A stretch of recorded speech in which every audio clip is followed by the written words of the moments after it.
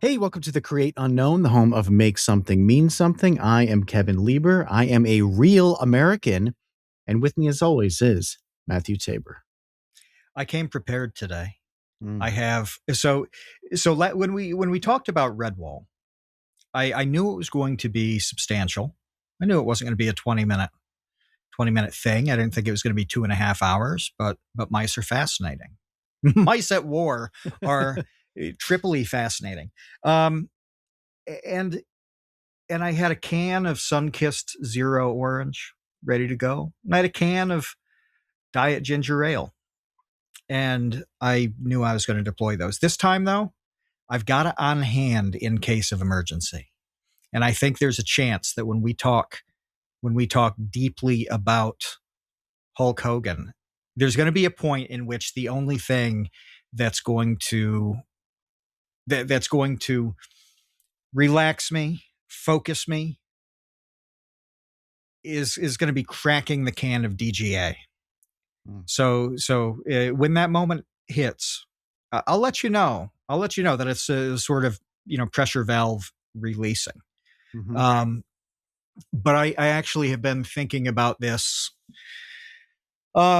this topic since we decided to watch this thing and do it. I'd been putting off watching the series because there was no urgency. It was on my list, and I knew it was 4 or 5 hours long, and I'd kind of get to it when I got to it. And the more I thought about it, the more interested I was, because this is a case of you being much more into a thing than I was. You have some wrestling fandom in your lore, Yeah, I do. You liked it as a kid. Sure. Whereas I was on the outside. I don't think I've ever watched a wrestling show like That was going to be start to my finish. first question for you, because you'd never, ever mentioned it once, and you already answered it without any prompting. You've never, even as a kid, saw any wrestling? Only by accident. On Fridays, and this would have been 1995 to 98, maybe 99. And maybe you can confirm this. Was Friday night a like time slot for wrestling? Monday night Raw. It was always Monday. Monday Night Nitro. It wasn't always, but that era was when it was like kicking, like late 90s. It was like the Monday Night Wars or whatever they called them. Okay. Yeah. Okay. Well, let me tell you the scenario, and maybe you can make sense of it, because I don't know. I would go bowling on Friday nights at the local spot, and there was this big projection TV in the corner where the bowling lanes were. Very small place. There are only 8 lanes, and in the corner there's big TV. I got $5 every Friday, because every I could get some candy and sodas from the machines. They were right in the bowling lanes. And I went on Friday nights because when the head pin was striped red, when it fell that way, if you got a strike with a red head pin, then you got a free game. And this came up enough, and I got enough strikes that How I did would they know that? How was it verified? You'd call it out. I mean, it's so visually obvious. And the guy who was working then, his name was Andrew. And you just call it out. And there's nobody there. Oh. There was no music. There wasn't any. It was just bowling sounds with like 2 lanes active. Okay. And so when it would come up, wave your hand, got a red pin, you wait for the acknowledgement, throw the ball as he watched. If it was a strike, it'd either give you the paper, the ticket, or like mark you down at the desk and then settle up at the end. But anyway, I didn't have to, ever pay for the bowling because I would get enough. Mayberry, by the way, this story. It's like very Mayberry. Well, when you did have to pay for the bowling, it was 25 cents a game. This is the mind-blowing part to I know, anybody listening. It sounds like this is like 1957. Yeah, no. I mean, it was distinctly like, 96, 97 plus or minus. But the $5 was plenty because candy bars were like 50 cents in the machine. The sodas were 50. I mean, I could eat like an idiot on $5. Mm-hmm. And then one of my parents would pick me up at 9 when it closed, and like that was great. Well, anyway, Andy, I forget which he went by, was a wrestling fan. He liked wrestling, and there was always wrestling playing on that projection TV on those Friday nights. So I don't know if it was a replay. Maybe he had VHS'd it from Monday and popped it in to watch on Friday. I don't know. But I'd see, a little bit. I'd see that because you can only, pay attention to the bowling so much, right? Do you remember what wrestlers were on the screen? Was this? No, you don't remember who it was? No. I don't. I mean, so one of the accounts I like on Twitter a lot is like the signs from the Attitude Era. Because that's just such a funny account. Yes. And I remember, I just remember, I remember the ethos of it as opposed to specifics. And then I remember people wearing NWO shirts at some point. That kind of thing is all I remember. So anyway, this is a very long diatribe that gets us nowhere about how little exposure I had. Yeah.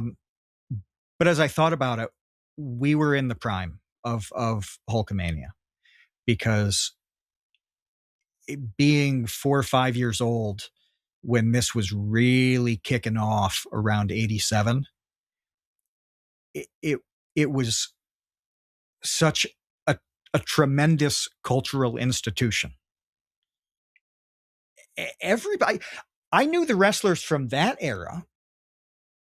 Okay, so how did you know the wrestlers from that era? I don't know.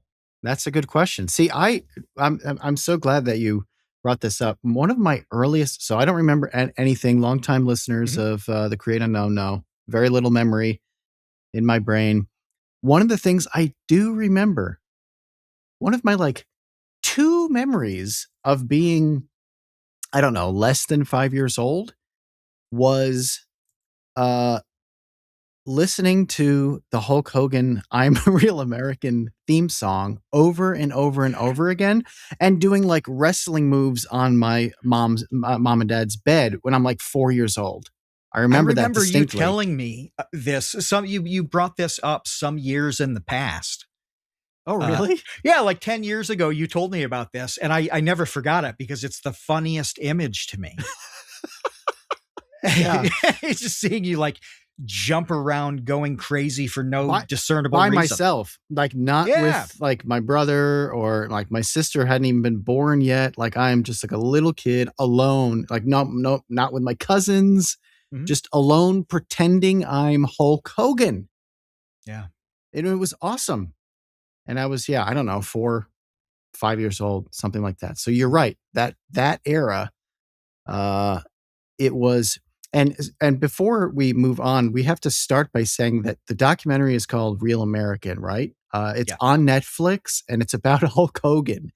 We didn't actually explicitly mention the show that we watched. It just came out recently. I think there were 4 episodes, right, that are around an hour each, and it goes sort of chronologically through the rise and the fall of Terry Bollea, aka one Hulk Hogan. And it is one of the craziest rides any human being has been on, at least in modern times.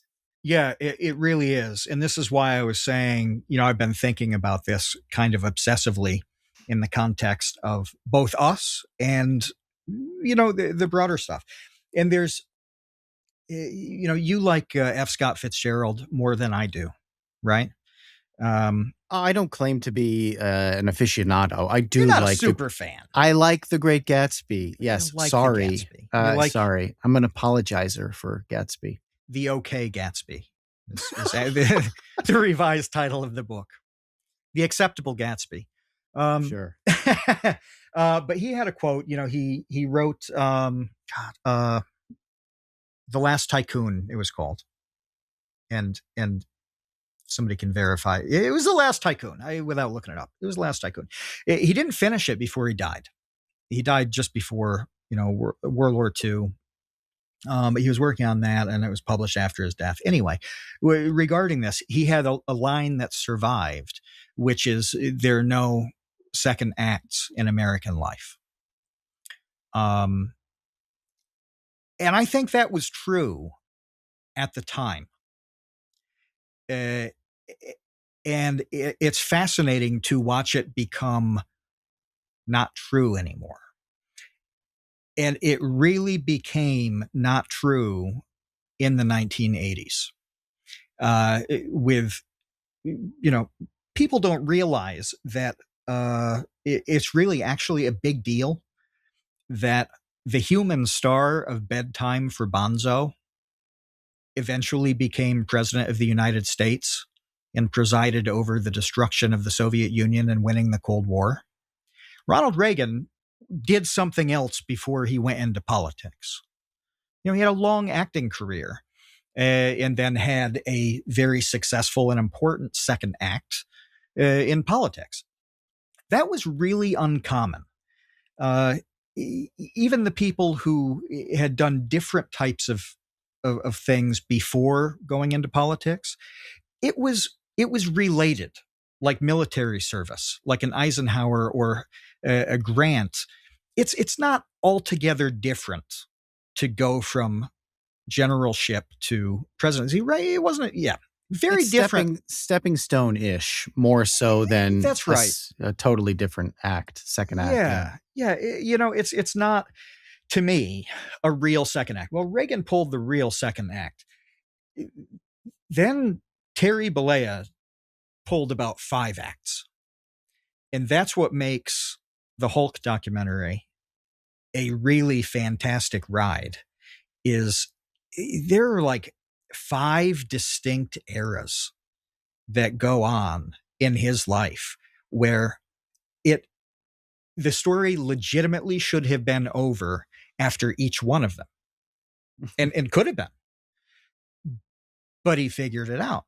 And there are not very many cases at all of that happening before the 80s. The people who dismiss wrestling the way I have for much of 43 years are blowing the opportunity to see this play out. It was pretty fascinating. Did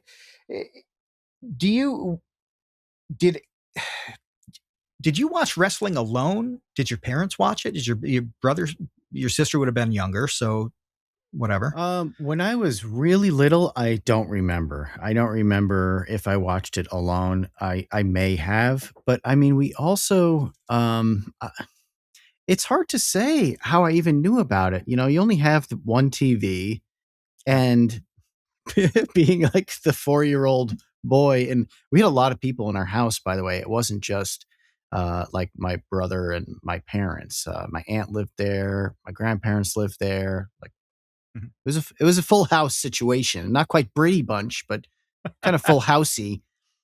Classic And, multi-generational. I did not get dibs on what was going to be on the television ever. That was not my call.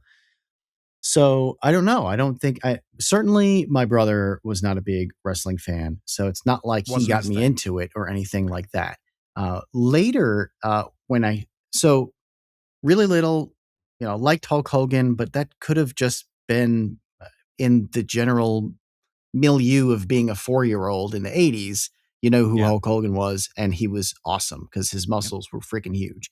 For the same reason I loved Rambo, but like, did I actually watch Rambo when I was 4 years old? There was a Rambo cartoon, so maybe that influenced my my Rambo Almost certainly not, appreciation. though, because Just it wasn't just like playing on TV all the time then. no, you couldn't just see it. Yeah, right. And when it was heavily censored, edited, You all the couldn't just good see it. parts. So All yeah, the it's truly just good one of those parts. things, dude. It's Yeah. hard to remember and it's hard to know like how you became aware of things back then when before the internet and you could just look things up at any moment. Mhm. So later in life though, so I fell out of interest in it. And then when Monday Night Raw, like later, uh, when WCW Nitro and Raw were like at war with one another, Mhm. it was so insanely interesting that I got really back into it and would like pool my money with all of my friends to buy the pay-per-views. Oh, wow. I went to a couple of shows actually, live, uh, Where? in Albany. Oh, yeah? Yeah, they would go to the Pepsi Arena or whatever Yeah. it's called. Yeah. One of the shows that I went to, Stone Cold Steve Austin drove a Coors Light semi truck into the arena and blasted somebody, I don't know, Vince McMahon or somebody with a fire hose of beer. It was awesome. Like That's incredible. stuff like that would happen all the time. It was just really insanely entertaining, which is why to this day you'll have accounts like the Attitudes Era Mhm. Signs account because it was just a crazy like the stuff they were doing in those Yeah. days, both in WCW and WWF at the time. This was before it was WWE, was unprecedented. It was so over the top. It was vulgar. It was like Mhm.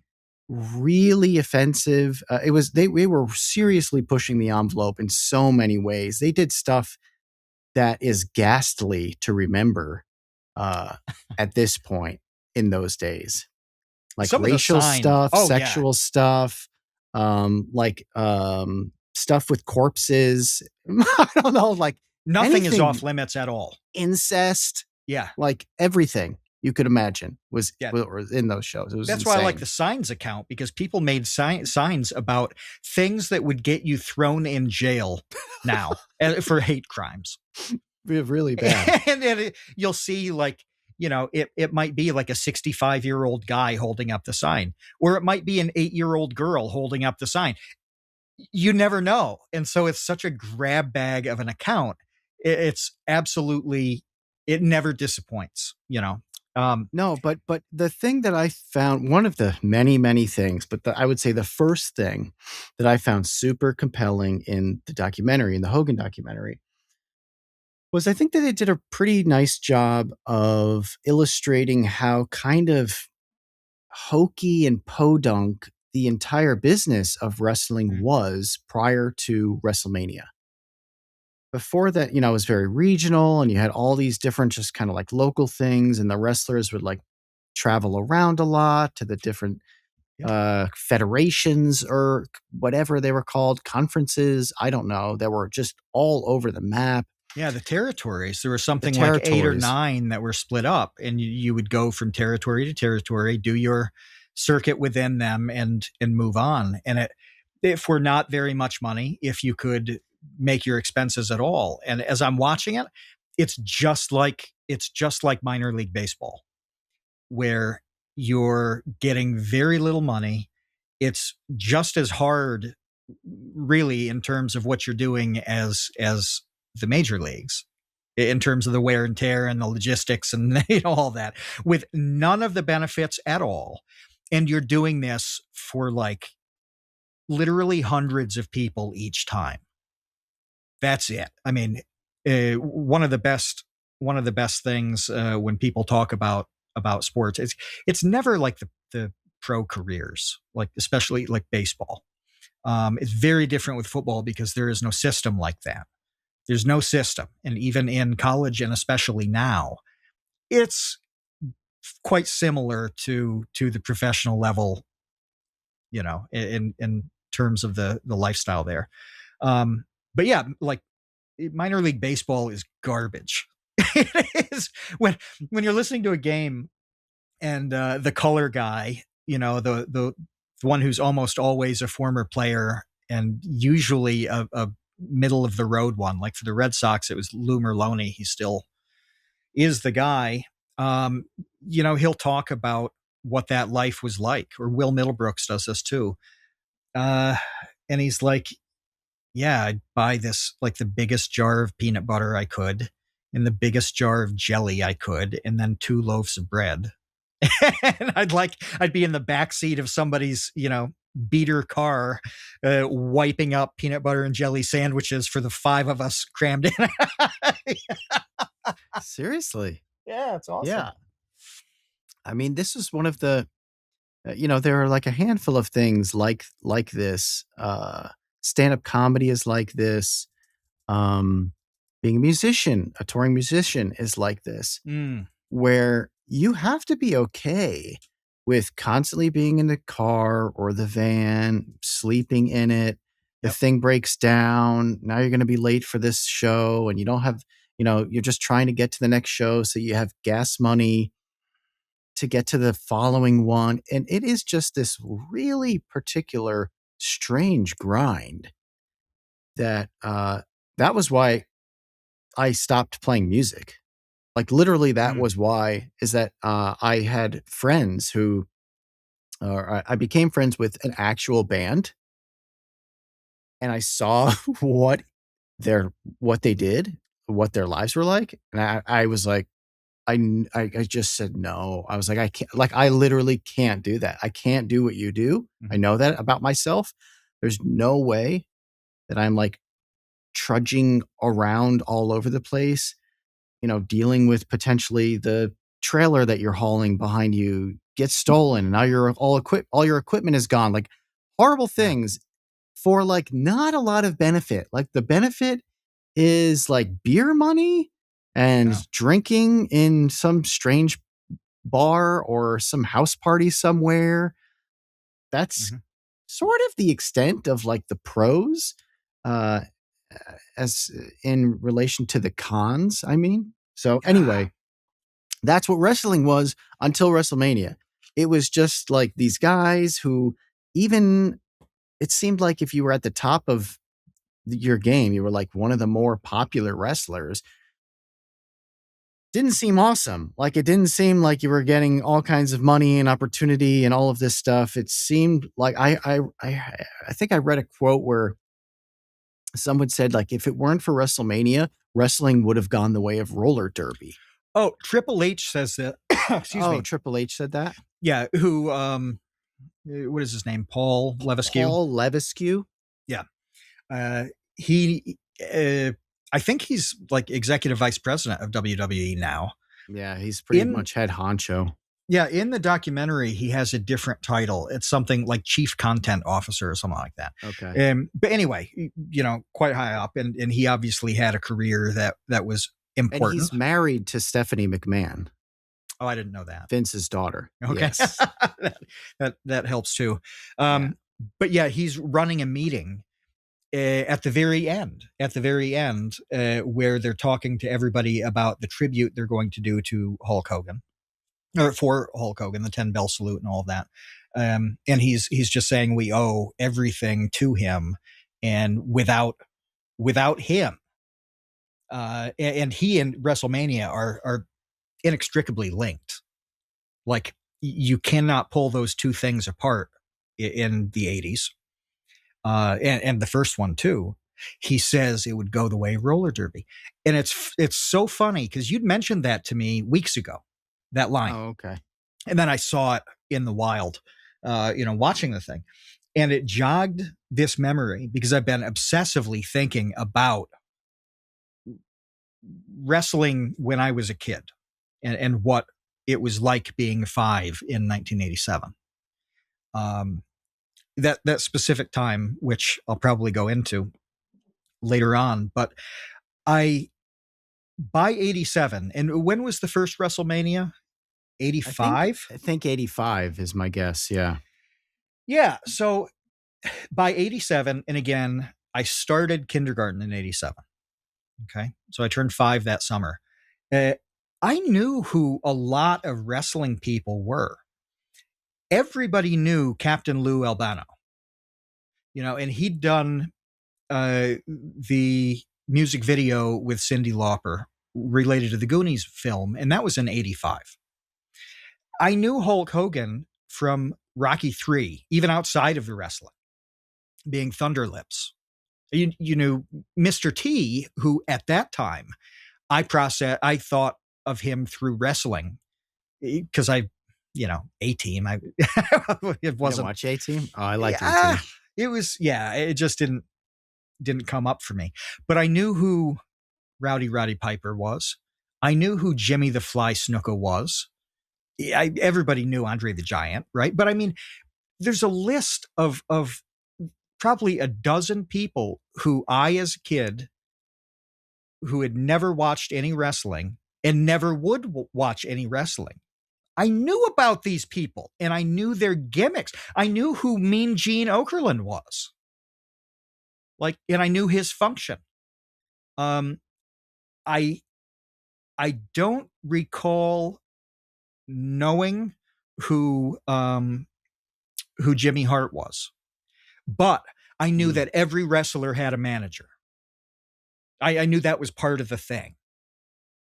I knew all of this at 5 without watching, and this is really only 2 years after WrestleMania happened and it became something that people knew. It was overnight. And that's the thing that like really broke my brain watching this, was that first of all, that Hulk Hogan did, or that Terry Bollea did Rocky III before WrestleMania. I didn't know that until this. It's insane to me. Like my whole life I spent thinking like, yes, obviously he was Hulk Hogan and he was super famous. And then he did Rocky III because he was Hulk Hogan and he was super famous. And that's not true at all.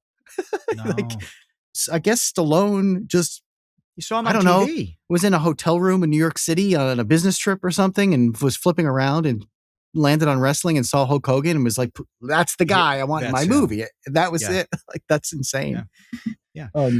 But saying the roller derby line, wrestling was a thing before the 80s. And, thinking again, I know that my grandfather on my mom's side. And it was on TV. It was on TV, yes.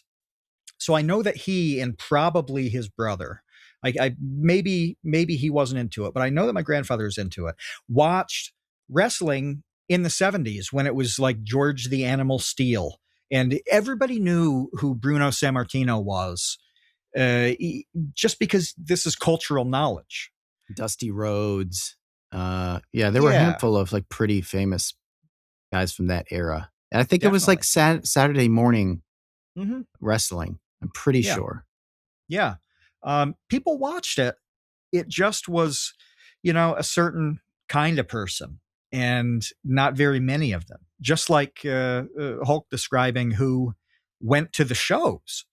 He's like, maybe we'd get 1,000 people if we were killing it, and 2/3 of them, are smoking cigars and drunk. It was like the sort of crowd that now sits around at, it used to be OTBs, off-track betting places. And now it's just like actual sports books and casinos. But it was that clientele. And this all changed with WrestleMania, where all of a sudden it's like real normal people and families. Yeah. So there are many things. Another thing that's so fascinating is there's like all of these people are simultaneously amazing and incredible and just the god awfulest scum of the earth. One of example of that is Vince McMahon.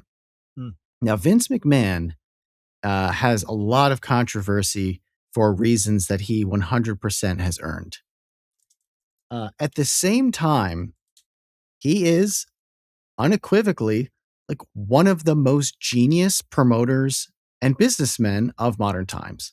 Yeah. Like, when we think of P.T. Barnum and what he did for, the circus or whatever, turn of the century, all of that stuff, turned it the greatest show on earth, all that stuff. Vince McMahon 100% is that. And because he made wrestling, like Hulk Hogan and Vince McMahon made wrestling what it is today, which is $1 billion industry.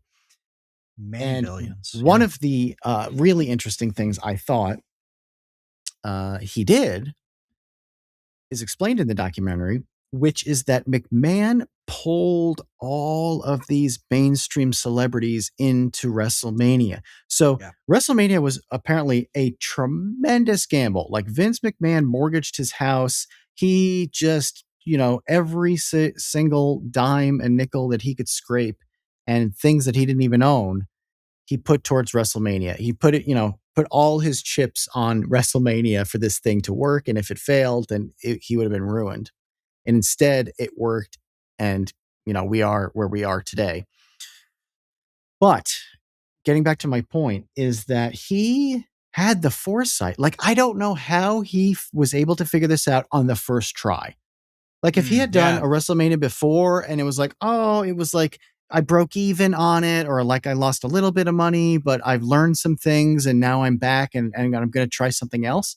There was No. no warm up. There was nothing he scaled up to it. It was just like, I'm going to decide to play baseball, and I promise I'm going to hit a home run in my first at bat. And And I'm going to do grand everything slam. to make it possible. Yeah. And then he does it. It's like, well, okay, it worked. Yeah, somehow he had the foresight, the connections. Like I have no idea how Muhammad Ali and Liberace and Yeah. Cyndi Lauper and Mr. T end up at WrestleMania. I don't know how that happened. They didn't, I would love to watch a documentary just on WrestleMania 1. I'd watch 4 hours on that easily and Yes, love every second absolutely. of it. But anyway, the point is, I thought it was genius that he took Hulk Hogan, who was obviously, the Babe Ruth, I guess, at that time. It was his number one, his ace pitcher. And he paired him up with Mr. T in a tag team match so that people who love wrestling are excited to see Hulk Hogan, but you already know that. You already have that fan base. Like they want to see it and you can rely upon them. This is your base, right? But in order to grow, because wrestling doesn't have a big enough base to sustain where Vince McMahon wanted it to go as this like national and nationally televised and like major sports entertainment brand. You got to bring in people who are like maybe have a minor interest in wrestling, but they want to Mm. see the spectacle. And they know Mr. T. Like Mr. T in Oh, yeah. 1985 was as famous as anyone in America. Just instantly. I mean, it's not like he could be confused with anybody else. I was going to say instantly recognizable, but but yeah, Mr. T. Yeah.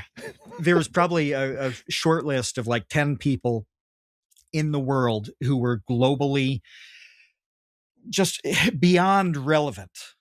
Everyone knew who they were. And it was a mix of people like Ronald Reagan and eventually Gorbachev, that like, yes, the whole world knows who these people are. Diego Maradona for most of the world was on that list. But so was Mr. T. He just was, Schwarzenegger. Everybody knew who he was. Stallone as well. And there just are not a lot. And it is a little crazy that it goes from serious people to entertainers. But that's the list.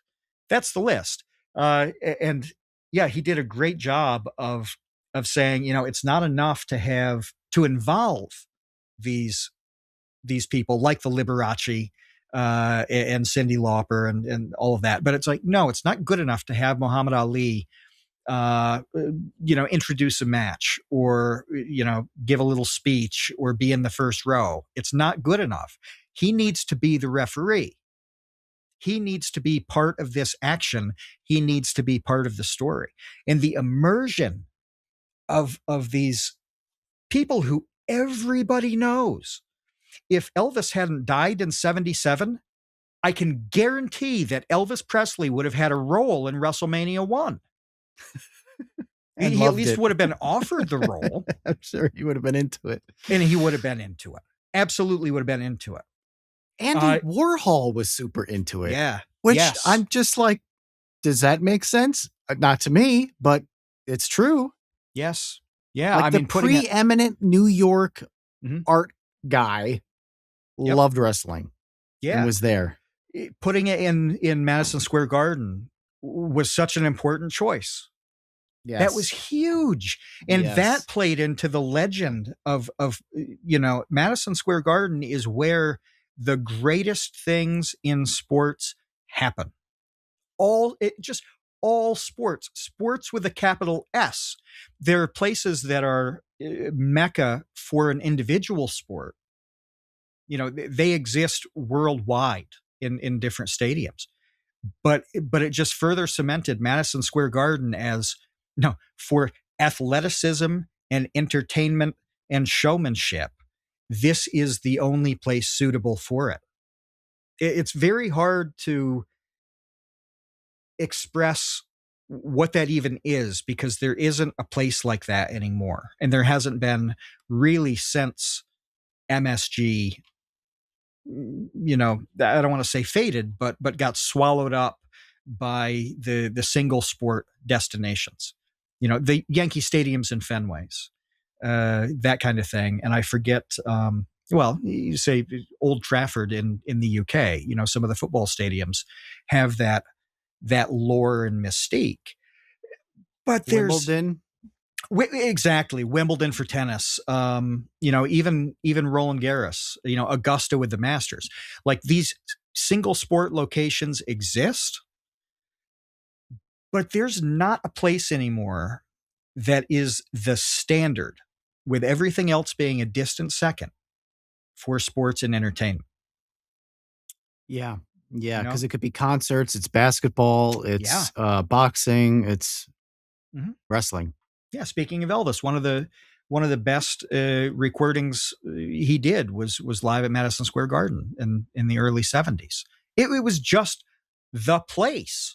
The way Las Vegas became that spread out across a lot of different venues. It was that for a city. And you had boxing, before sports teams were allowed within in city limits. But as a city, that was a destination. But this Madison Square Garden was all of that in one venue, and uh, there are only a handful of places that I've ever been where I felt like per square foot, this is one of those places that really, really matters. And Madison Square Garden was one of them. I Yeah. don't want to say it's like a religious feeling, but you'd use those terms because so many of the other places that do check these boxes are religious sites. Not all of them, not all of them, but it's the same majesty as like the seven wonders of the world. It is something like the Grand Canyon, where it's like, yeah, there's one of these, and it's completely unique. The Taj Mahal, yeah, you don't have a close second with the Taj Mahal. It is what it is. That's MSG, and I actually think that WrestleMania made that official. It really made it official beyond uh, beyond some of the big headliner sports. Yeah. Yeah. And I mean, I remember, just to put a button on the MSG thing, that whenever Michael Jordan would play the Knicks in MSG, Yeah, just the stakes and the the the environment. interest, everything was just so much bigger than if they were playing like in Chicago. Like, okay, they're in Chicago, Yeah, whatever, playing in yeah. MSG. And he said, I remember in interviews, he would talk about that. Like going in there, he like really wanted to have a great game. Like Mhm. such a weird thing, right? And it has that mystique. But so one of the other things with we haven't even really talked about Hulk Who? himself, uh, Mr. Bolea. The I don't what I want to say. I'm trying to struggling where to begin. One of the things that really stood out to me that I mentioned to you the other day is that the longevity, essentially, and the height of the popularity of Hulk Hogan, being somebody that is your headliner for WrestleMania year after year, everybody loves, was not that long. I mean, I don't remember if they say what year it really was when he started coming out and people were like sort of over his gimmick and disinterested in it. Oh yeah, it was Did they around say? like It's like, they didn't say specifically, but I kind of pieced it together based on other stuff, and it was like 91-ish I where it remember was tired. when was, because I remember still watching and really liking wrestling when Hogan was like not really around anymore, and it was more like Bret the Hitman Hart Yeah, and Lex Luger, Luger. Yeah, Yokozuna, right.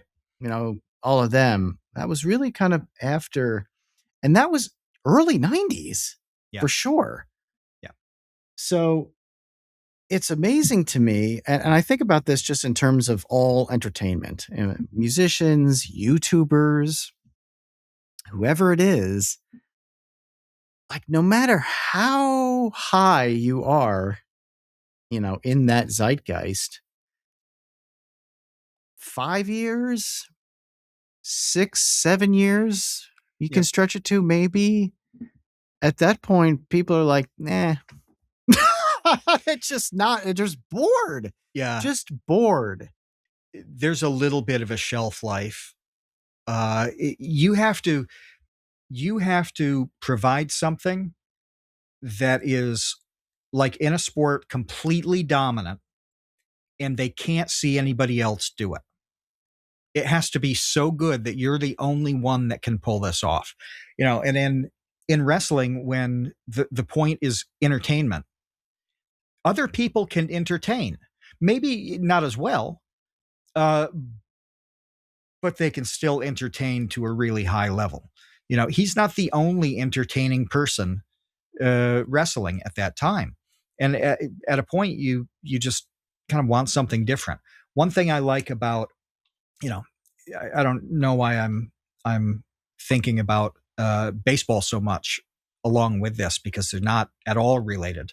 Um, but one of the criteria is for Hall of Fame selection is being dominant at your position in your era, right? You're basically, do you, for your 5, 6, 7 year peak, were you one of the very, very best? And of course, the whole career is factored in, but you've got to be dominant in your era. And what I like about that is that it's a recognition that that era exists inside a career. And that's what seems to have happened with Hulk, where he had an era from 84, 85, about 6, 7 years into, 90, 91, 92. And it just, that era faded for a lot of different reasons. One, a big one, which, how would you describe the documentary overall? Like, in terms of how deep it did or didn't go, what it was Oh, trying to do. I don't think that it went deep at all because I mean, you're really speed running through a guy's entire life in Yeah. 4 hours. And it's a guy who has done so many ridiculous things in that life that for instance, he had his whole like acting career Yeah. era where he did Suburban Commando and Mr. Nanny and No Holds Barred, and then he did that show where it was like Baywatch and speedboats or something. Right. Not Tropic Thunder. That's something very different. It's some Thunder in Paradise. Thunder and Yeah. Yeah, yeah, yeah. Because one of the wrestlers, in an interview, called it Blunder in Paradise. Blunder in Paradise. Yeah. I mean, that whole section of the documentary is like footnote level. Yeah. It's like, yeah, he did that. He did that. They didn't go into, they interviewed Christopher Lloyd for like 30 seconds about Suburban Commando. And then they're just like, he's like, yeah, I got bored of sitting around and waiting on set all day, and so I stopped doing that. It's like, well, that was actually kind of a monumental piece of this story It's huge. Yeah. that was glossed over in a few minutes, really. So yeah, no, I think it's mostly like highlights, and it's a very high level. Um, it doesn't get into too much detail. I didn't find about like because it couldn't. You need a 16-hour Ken Burns documentary on Hulk Hogan in order to get into like real details with things that happen. Because I would love to know more behind the scenes stories. I don't know if you ever saw this. There was this Mr. Is it Mr. T? Mr. T's daughter is a stand-up comedian or did stand-up comedy. And as part of her stand-up routine, she tells a story about like being in a hotel room and Hulk Hogan and Mr. Perfect or something are like doing cocaine and get into a fight and like one of them smashes the other one's like head through a mirror in a hotel room or something like that. She tells this crazy story. I can't even imagine. There must be 4,000 stories that are like that obviously they don't tell in the documentary. No, they didn't go into a lot of things that were hinted at and obviously fascinating. So the animosity between Bret Hart and Hulk Hogan is really fascinating to me. Mm. And, they glossed over that very briefly. Bret Hart kind of got screwed to give Hulk the belt again. That was kind of cheap and that sucked. You can understand why there'd be some bad feeling. And then they moved on because the plot had to roll. Like there's a lot of story left to tell. However, that's awesome. Like I would love to hear Bret Hart talk about every facet of that, for 2 hours, because the consequences, everything that runs downstream, is tremendous on his life and career. Everything that led up to it, just so that could happen. What was that like? Right? I mean, there's so much at play with so many personalities and people. And what's unique with wrestling to me is that you actually decide what's going to happen next in a way you don't with sports. You can Well, yeah. guess, you can play the odds. And I mean, that's literally why sports books exist, is to quantify possible outcomes, right? You can do that in sports. In wrestling, it's 100% up to you, at the top with your Vince McMahon, whatever, what the outcome is going to be. But what you don't know is what anybody's going to think about it. And that is something I wanted to ask you. And I don't know why this jumped out at me as I was watching as a question, because it's not that interesting as a question. But I wanted to know if you specifically remembered what you felt about the Ultimate Warrior. Did you think he was lame? No, I loved The Ultimate Warrior. I thought he was awesome with the tassels and he was like Yeah. insanely jacked and the face Yep. paint was cool. Everything about it I thought was great. I thought he was awesome. He just Yeah. looked like an action figure. He looked like a He-Man action figure Yeah. come to life. It was cool. But he was like apparently a horrific person I didn't even know that. They didn't address that in the doc. and not a good wrestler. And like nothing about him worked except for like he looked awesome. He looked like a living action figure, and all of the rest of it apparently was like really bad, It was, which is why he another. did not last long. Yeah, it was another one of those footnotes in the documentary where it's like, yeah, we've identified the successor, and it turned out people didn't like him as much as we thought they would, and then they kind of moved on, and they made the Ultimate Warrior look like a fool in the doc, like Yeah, just a joke and a goofball. yeah, it's hard for me to understand whether it was the audience didn't respond to him as well as they wanted, or they couldn't handle like they couldn't deal with him, Mm-hmm. the way that they could. Everything is about relationships. Mm. And if this guy is like a jerk to fans when he's not, if he's like abusing substances and maybe he's like showing up late for things, I mean, who knows? If he's just a disaster, then you Yeah. got to move on. You can't rely upon somebody like that. That's what it seemed like more so to me. It's like this guy is just a mess. He's not professional. And that's something that it was really clear from beginning to end for Hulk is he was a good dude with the fans. He seemed legitimately uh, interested in making them have a good time or feel better, whatever the function was. He seemed to be outstanding at the ambassadorship.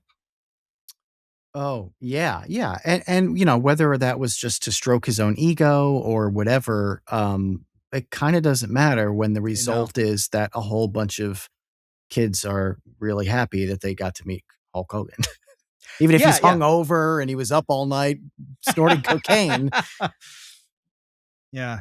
Uh, I, I liked that, and oh, oh, one of the best parts is him being tricked into Richard Belzer's show. Going to Richard Belzer's show, being tricked saying they've got like 8 kids in wheelchairs doing like make a wish. And that turns out not to be true at all. And so he does this show that he's doesn't have time for, energy for, he's strung out, does it anyway. Did you know about that having happened? Because I don't know if I did and forgot it or if I never knew in the first place. I didn't know until the Vince McMahon documentary. So there's also a Oh, Vince okay. McMahon documentary, which, by the way, Vince not being involved at all in the Hulk documentary, super interesting. But Vince is such a persona non grata that like he just can't be involved in anything, but for good reason. But yes, in the McMahon documentary that they made a few years ago, because the Belzer thing, he sued uh, Right. all of them. He sued Hulk. I think he sued WWF. Do you know what That was a happened with that big lawsuit? problem. Belzer won. I'm Oh, pretty sure. really? I'm pretty sure. And I don't know if Hulk ended up being liable or if the WWF, footed the bill for that. But Well, okay. So anyway, so what happened? Well, why don't you finish telling what actually happened because we just skipped over oh, what happened on the show. well, Richard Belzer is just a jerk anyway. He's a jerky guy, and his character of Munch on Law and Order is so good because he's mostly just himself. And that guy is like an irritating curmudgeon conspiracy theorist. The character of Munch is just an extension of Richard Belzer. It's why it's such a great character. He plays it so well because he just shows up and it is himself. So he had this talk show in like '84 or something like that, and Hulk goes on it, and he was Belzer is kind of rude to him, and wrestling is fake and stupid and this and that, just not taking Hulk seriously at all. And he does this move on him to put him in a chokehold, and he chokes him out. He chokes him out when he lets go of the hold. The thump of Belzer's head Ooh, he could have hitting the died. state. Oh yeah, I mean it's grim when you if you've ever heard a head hit something hard, and Ooh, I mean full force, full body weight collapsing. Let me tell you, it is harrowing. It's a certain kind of sound that you don't think it's a big deal because you hear it all the time in shows and TV and whatever. But in real life, it's a different sound. It's just like the sound of a punch. You watch boxing, and it's a little different with MMA. But when you watch boxing, the punch lands and there's this little hiss every time. And that's the air coming out of the gloves. That is not the sound. Let me tell you, that is not the sound in the world that is made when a fist hits a face. It's a different, raw, harrowing sound where, especially the first time you hear it cleanly, you process it differently. And it's also not the sound of lettuce being torn like from the kung fu movies. Oh, yeah. That's, how they used to Foley the punches. Right. I'm pretty sure right. it was with lettuce or cabbage. Yeah. And with MMA, the sound isn't even the same because of the gloves. They have 4-inch gloves in MMA, and I'm pretty sure boxing is like 9 or 10-inch. Oh, ounce. Yeah, it's the weight, isn't it? Yeah. Sorry.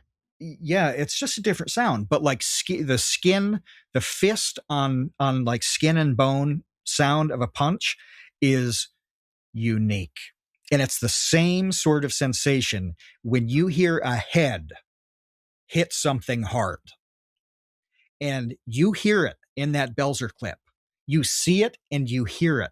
And it's the only thing you hear. It's not like there's a crowd masking it. There's not music playing. The only thing you hear is this head hitting the ground. It's bad. It's bad. And but I really want to go back to setting the scene here from Hulk Hogan, from Terry Bollea's point of view. Like he had been on like an endless promotional tour. Mm-hmm. Really, like you said, didn't want to do this thing. Belzer was like really rude about wrestling being fake. Yeah. Okay. And can you even imagine? Richard Belzer weighed like 90 pounds soaking wet. Like he was like Ichabod Crane. He was Jack Skellington. Like he was just skin and bones. Just a dork. Just not an ounce of muscle on his skeletal frame. And he is antagonizing Hulk Hogan in the prime of his athletic prowess, which, he was like 6'7", and like 300 pounds of steroid. Oh, I want to talk about steroids too, but steroid pumped muscle. Can you imagine being like a 103-pound man taunting a 6'7", 300-pound, like steroid raged possible guy about his entire existence being a phony clown show? Why would you do this? Stupid and fake. Why would you do this? Is Richard Belzer still alive? He's no, not he that is old. Not. He died years ago. Oh yeah, he wasn't that old. Do you know what got him in the end? I don't know how he died. Respiratory disease in France. He was 78. But by the way, I looked up. I had my enslaved robot research for me. This is ChatGPT. Figure out what happened with that lawsuit. I guess they settled undisclosed, but it seems like it was about $400,000. Oh, okay. Interesting. That Belzer received for this. Okay. So, yeah, Hulkamania had to hold for that. To end that part, from my perspective, is I had no sympathy whatsoever, not even a little bit, for Richard Belzer in that scenario. It's like, dude, you are taunting a guy who has kind of nothing to lose. It's not like Hulk was a huge celebrity at that point. Mm-hmm. He's just some guy who's gigantic and a monster and like, literally throws other gigantic monsters around for a living. And then you allow him to put you in a chokehold, right? Mm-hmm. It's not like Hulk. He didn't attack him. Attacked him? No, it was like a demonstration. Hey, I'm going to demonstrate. Yeah, I'm going to describe what it's like to be in a chokehold. You put your neck in his 24-inch python arms. Yep. And what happens after that? I'm sorry. I can't believe that he was able to sue and win over the result of that. I will say, because I just detested Richard Belzer for a really long time. I think he was brilliant as an actor and brilliant with some other things. But just as a person, what a stain. What a human stain Richard Belzer was. I really dislike certain types of conspiracy theorists. And he was one of them. I don't know anything about that. I had no idea. Just an irritant. When like I think of how the classic thing is like, oh, an irritant, that's where pearls come from. A grain of sand is an irritant that eventually becomes this beautiful pearl. You know what irritants do most of the time? They cause a horrible infection that turns red and oozes pus. And that's the sort of irritant Richard Belzer was. However, when he comes to, Hulk, slaps him a little bit. When he comes to, after about 5-6 seconds, he jumps up and like does an outro on the scene like a goddamn pro. He does. It's amazing. It is. It's astonishing. It is incredible. Incredible. Yeah. He throws straight to commercial. We'll be right back. Yeah. After almost dying, essentially. That was so good. What a masterful performance Belzer had to jump up and do that. I was blown away by the whole thing. So yeah, definitely look up, watch the doc. You'll get the whole thing, right? But if you can't be bothered to see that clip, at least watch like the 90 seconds on YouTube of this scene, because it wasn't even a big show. It was a goofball show before Belzer was anybody. It was just like one notch above public access TV. It was nothing. But yeah, he was a champ when he came to and did. That was really impressive. Yeah, it was awesome. So Hulk had, his meteoric rise. And then, like I said earlier, he just 5-6 years, people were just bored of him. Yep. He went to go make movies. I actually found it very interesting that he was super bored.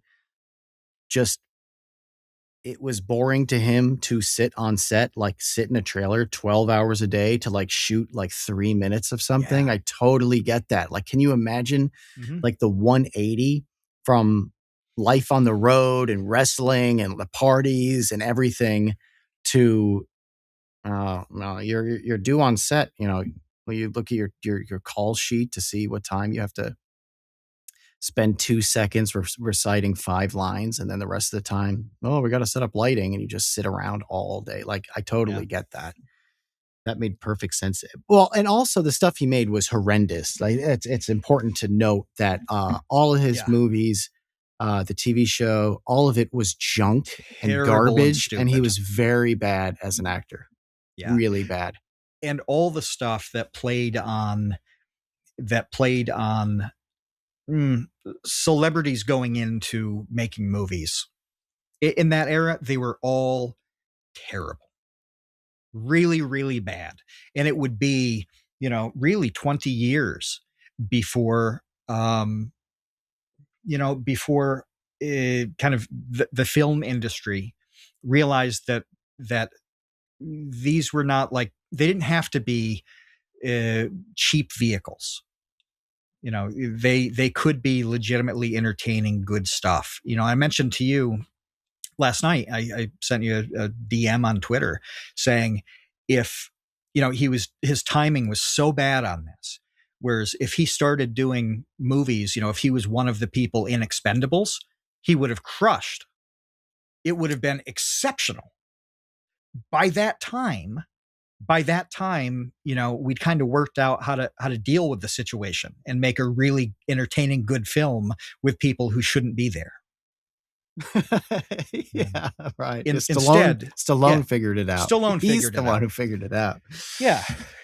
But even, there's literally nobody who could have been cast in the role in Mr. Nanny and had that movie be worth watching.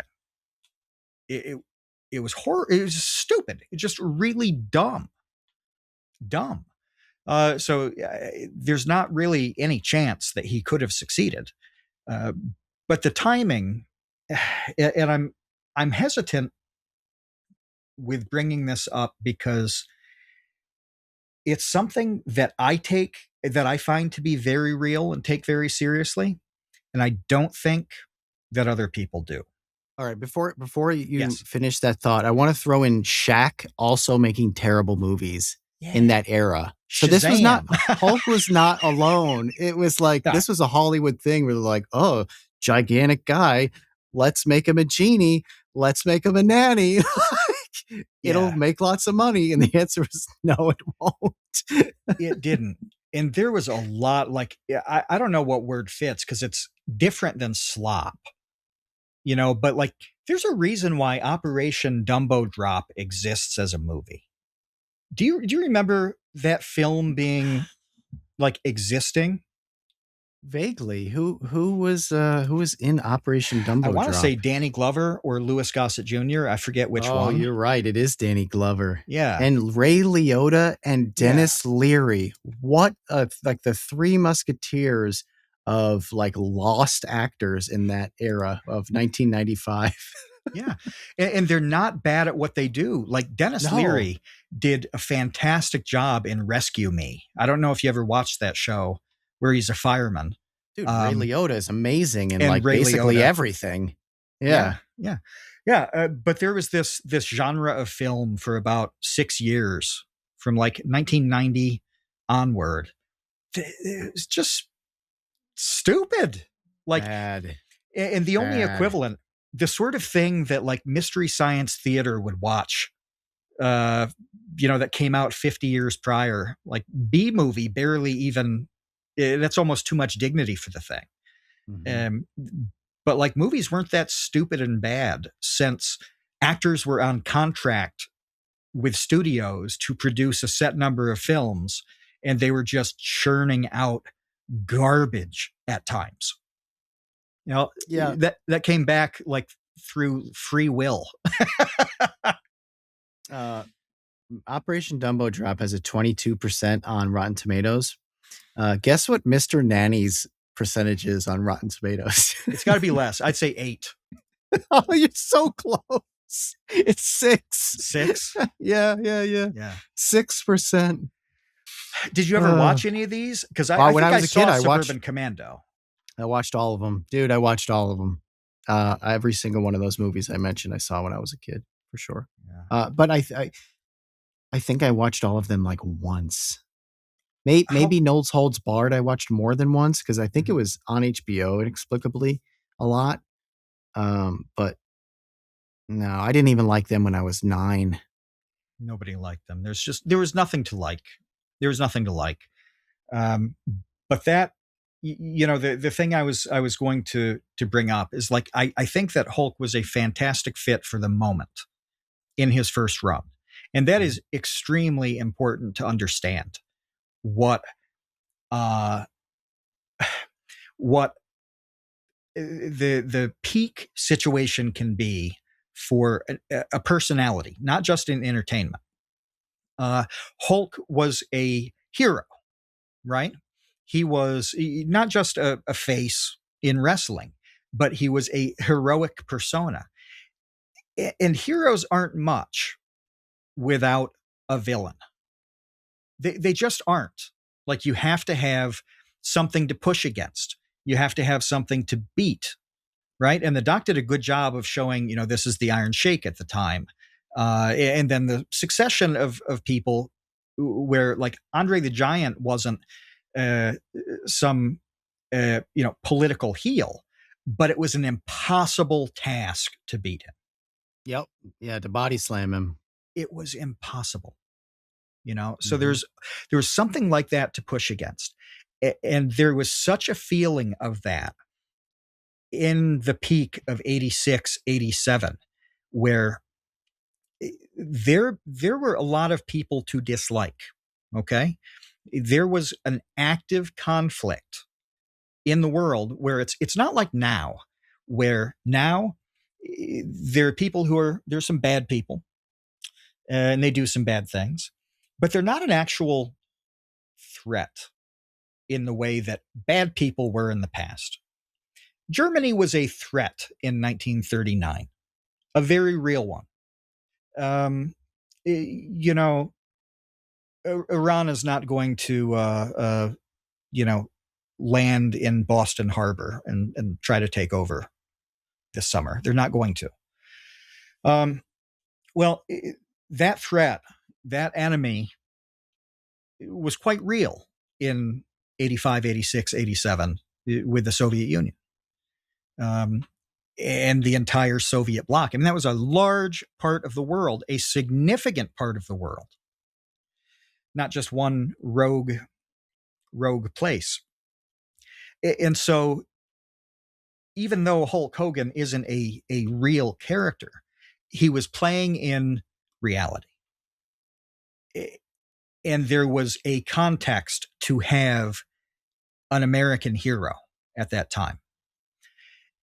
And I think that was a big part of his downfall, or not downfall, but that fade in 91, 92.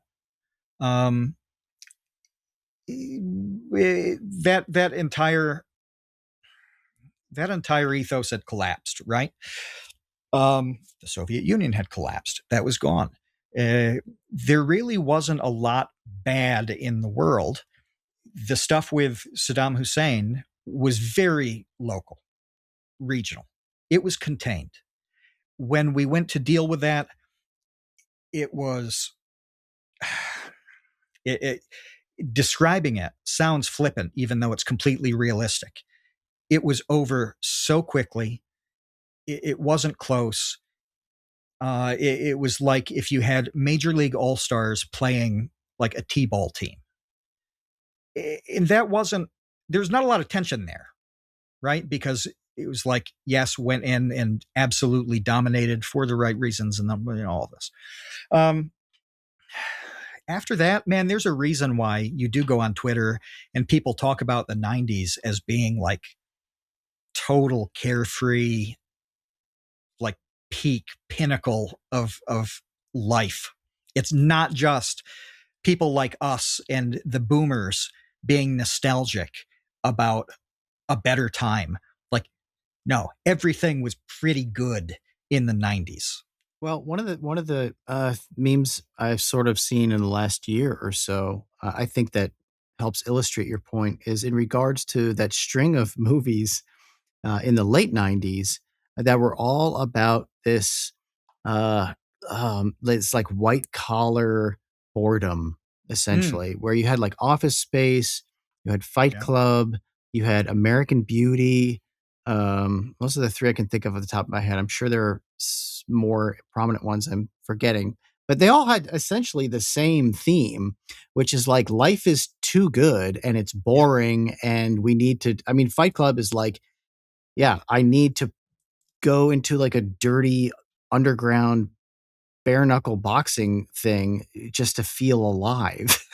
Yeah, it truly it ushered in an entire genre of like ennui based films, which is Oh, like yes. there's really nothing to bother me, to work hard for. Like there's nothing going on because everything's too good. Oh, American Psycho. That's one I Yeah, forgot. There's that a was good huge too. one. American Psycho. Yes. Okay. Yeah. Well, that actually, like, you're perfectly right about this. That this stuff popped up after like 8 years of just cruise control, smooth End of the sailing. 90s. Yeah. Yeah. People were like, what are we doing here exactly? I'm not saying everything was amazing. There were all sorts of bad things in the Balkans and Kosovo and Kosovo rather, and pockets of stuff, right? But generally, life was pretty fantastic. At the Hulk Hogan level. Yeah, This is analysis at the Hulk Hogan level. yeah. That's actually a really bad setting for the persona of the classic Hulk Hogan. It's not a fit. It's not a fit. And it's not that things need to be horrible, but you've got to have something to push against, to fight against, to not be. He there's a reason. Even the simple things like say your prayers, take your vitamins, and train. Whatever, right? Mm-hmm. And even the say your prayers thing is a radically different mindset than the Soviet Union being incredibly hostile to all things religious, being an a-religious society for the most part. Um, that sounds hokey and stupid without the foil to push against. the world changed and Hulk didn't fit anymore, and I wish they had made more of that, where I think it's a great deal more than like, oh, people are tired of Hulk.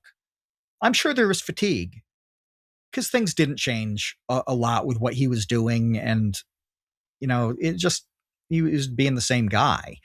But even if he had evolved in some way, his foil was gone through no fault of his own because the world changed. And then he realized that he had to. Well, so yeah, what's so interesting about this is that it wasn't just that people were bored with Hulk Hogan.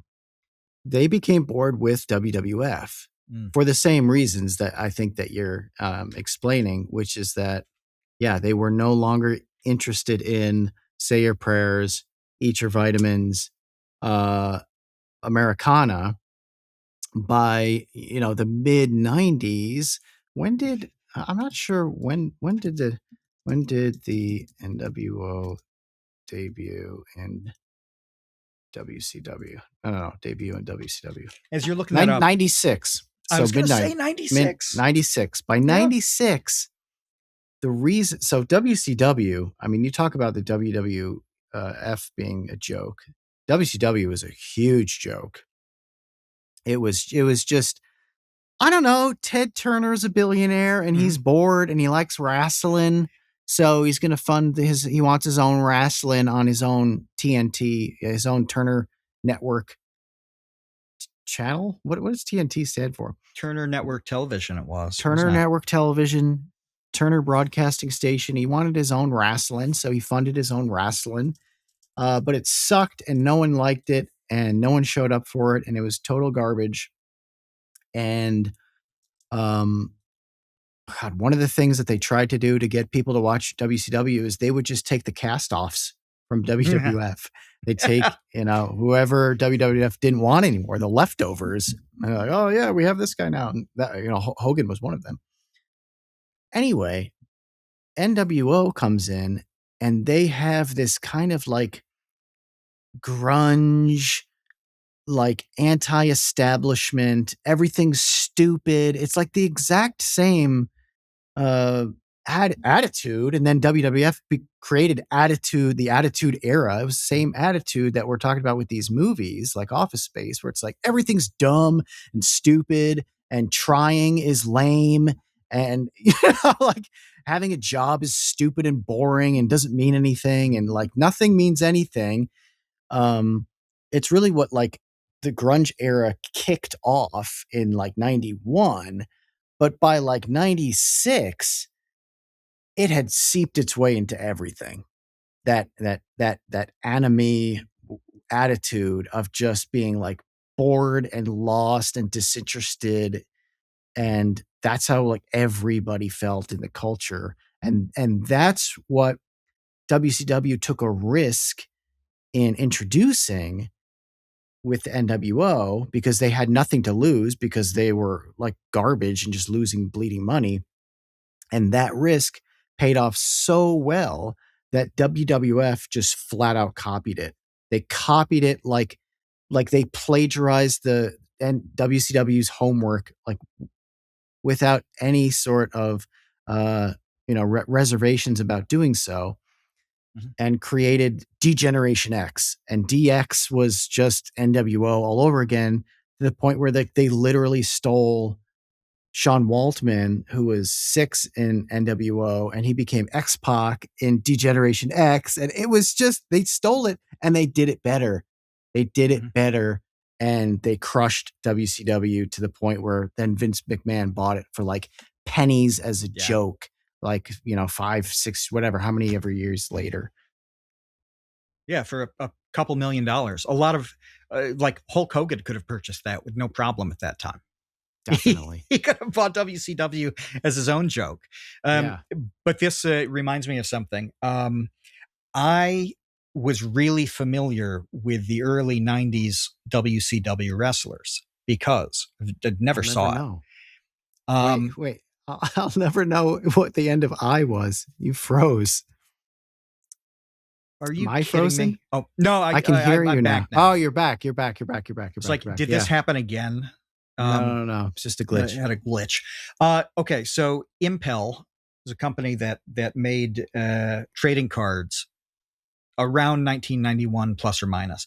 And they did them of the lowest tier things in entertainment. So there's a set called Laughs. So yeah, Laughs has Perfect Strangers, Family Matters, and Full House cards in the same card set. Impel sucked, but in a really charming way. One of the sets they produced was in 1991 was a WCW set, and they sold these cards at KB Toys. They did not sell at all, and the price kept coming down and coming down. In the purple pack?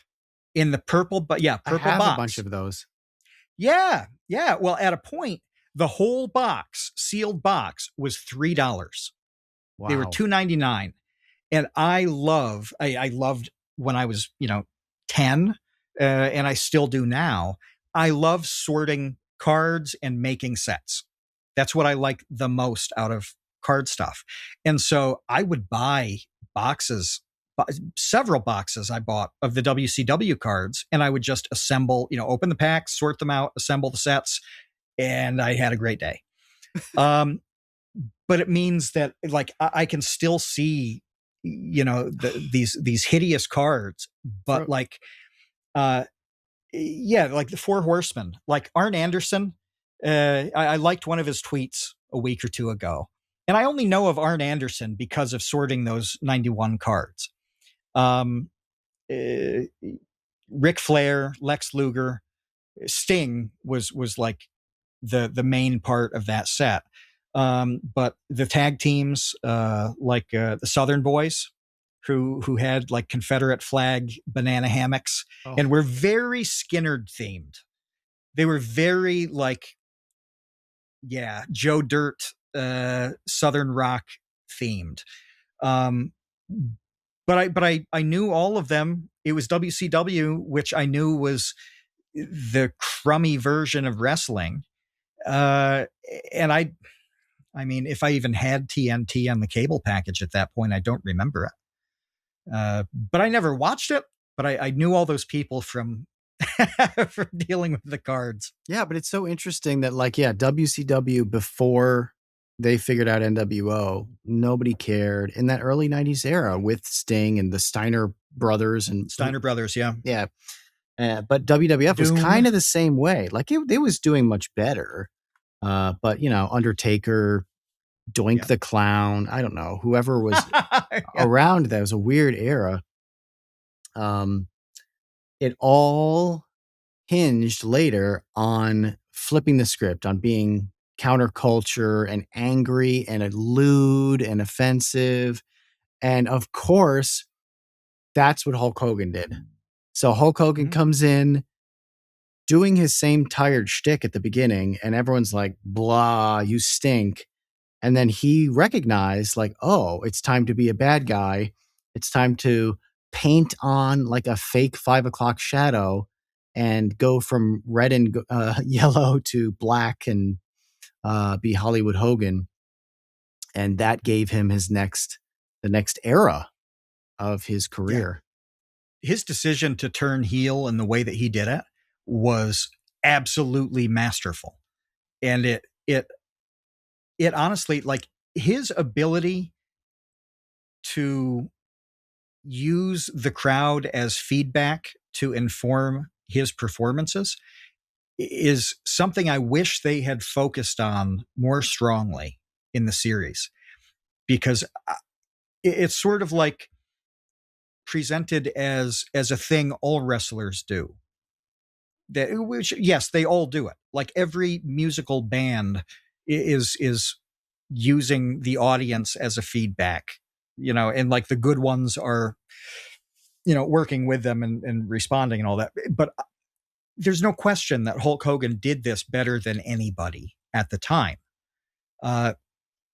For, to pump himself up and the audience up when he was the hero, and then eventually to lean into becoming a heel and then really selling the heeldom. But letting the audience figure out who he was going to be and how he was going to be is really hard to do. We've talked about it in, video capacities over the years where uh, people are so resistant to this. And, they don't want to read comments.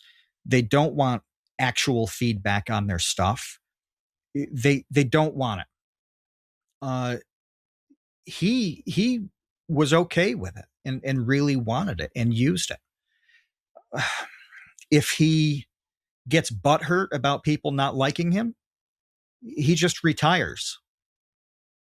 And that's the end of the story. He's like, yeah, I had an amazing run, and that's the end of it. But he didn't do that. And what was it? Him being an excellent artist? I think in part, yes. Was it an ego thing because he realized that, hey, this is a lifeline to me? This is actually how I get to continue being who I am. Does it matter to the audience? Not really. The motivation doesn't matter, just the outcome does in that scenario.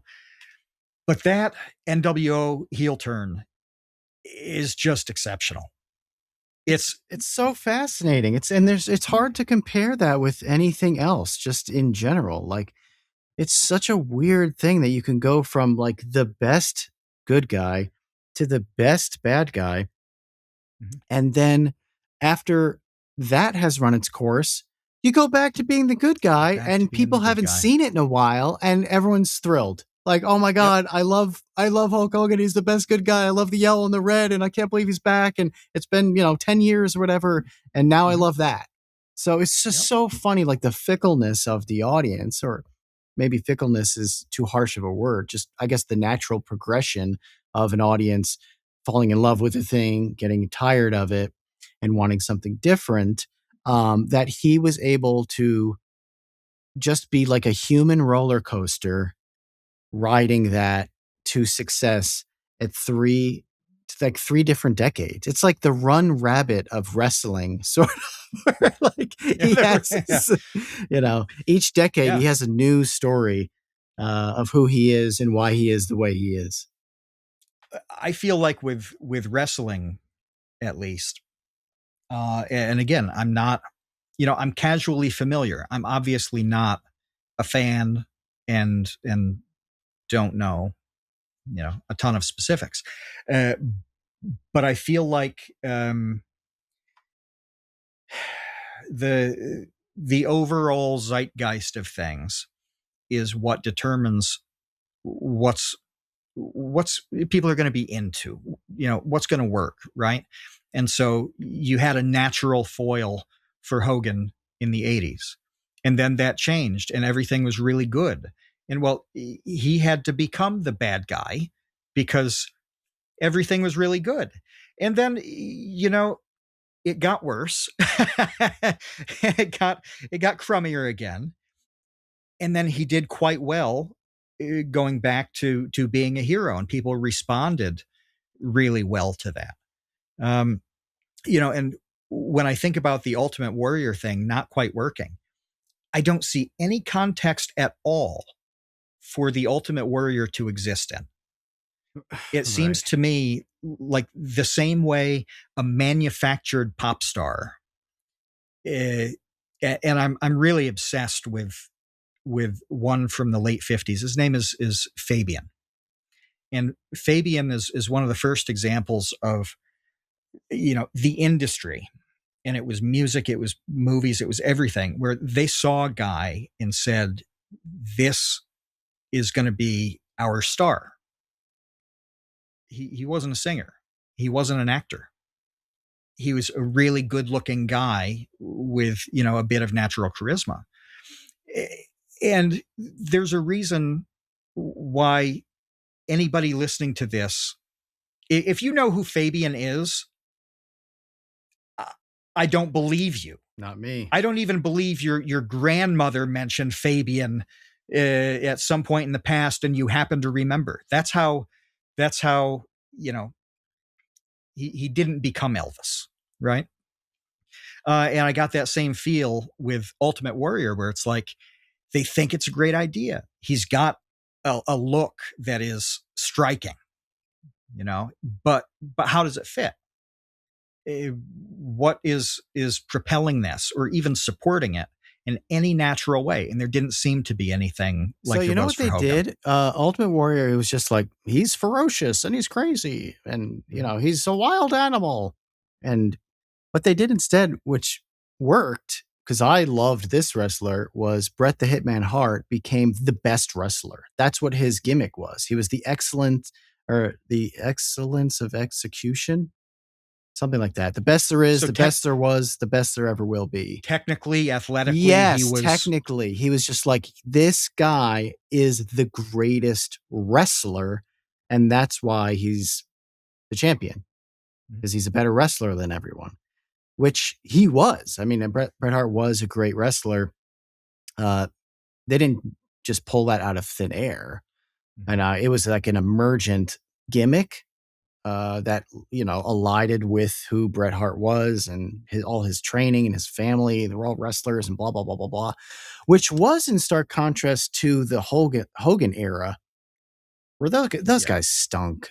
Like their matches, it was like there were some pretty clumsy there were stuff. some punches. There was like the test of strength Mhm. gimmick. There were like bear hugs and Yeah, like raking the Hogan eyes and Hogan doing the bear hug, and it's like, okay, this mountain of a man, it's plausible that he can just kind of squeeze you out. That's okay. But 10, 12 years later, you gotta you gotta offer a little bit more it in was terms of dull, entertainment. man. And then meanwhile, the Hitman, he had a finishing move that was the sharpshooter, and he'd like twist your legs up and like spin you around, and this like kind of weird like crab submission move that was more technical. Mhm. So that made a lot of sense. But one really big thing with this that I have to mention is the distinction between Terry Bollea and Hulk Hogan. That Mm. line being blurred, him not really understanding where he ended and Hulk began, because really Mhm. his entire life, all that mattered was Hulk Hogan, not Terry Bollea. And something that I noticed that I wanted to bring up to you is that, first of all, you are in trouble with me because you Is still this have. my crack the DGA moment? Oh, I'm you should being crack it. reprimanded. Yeah, you are being This reprimanded. is, yeah. Oh, there we go. Okay. Is that it's like a year later and you still haven't watched the Pee Wee documentary, Pee Wee Herman, Oh, I haven't. because Yeah. a big part The of. Pride of Oneonta. Yeah, exactly. You owe it to Oneonta. The gosh, like the main sort of crux of that story is Paul Rubens, the man, versus Pee Wee Herman, the character, and the conflict there ruined his life. Okay. It was tormenting to Paul Rubens that all he ever was Pee Wee Herman, but he was Paul Rubens. He wasn't Pee Wee Herman. Pee Wee Herman was a silly fake character. Like he Mhm. himself was a serious artist and like brilliant actor and comedian and just a full person. And Pee Wee Herman was just one little character that he played that happened to get really popular, right? He never got over that in a way that I found really different from Hogan, from Terry, Mhm. where it did not seem to me like Terry was tortured by being only known as Hulk Hogan. He reveled in that. It seemed like to me, like he liked being Hulk Hogan, kind of only Yeah. wanted to be Hulk Hogan. And there just didn't seem to be a lot of push and pull between him being like, but I'm actually Terry Bollea. And I have all He these other became things. Hulk I'm a Hogan. bass player, actually. Like, Yeah. And it it, said he was serious about bowling when he was a kid. of You know, course. you remember that, like in the very beginning, they're talking briefly about his backstory. And he was a goofy kid who was big, but not in a good way. And he's like, yeah, he was into music and he was into bowling for a little while. There wasn't much of Terry Bollea, I think, to fall back on. Given the way the story went, he was trying to, when he was Terry Boulder and all that in the early days of wrestling, he was still being the wrestler on a schedule that was constant. He was that guy all day, every day, because that was the nature of the business then. And he didn't have a whole lot of time to be Terry, right? Which he only discovered really. There were only non-Hulk elements when he had a family and was a father, and that's not something you fall back on. It's a brand new chapter, and he did that as a normal person rather than a character. But yeah, he seemed to become Hulk Hogan and be very comfortable with that just being his transformation.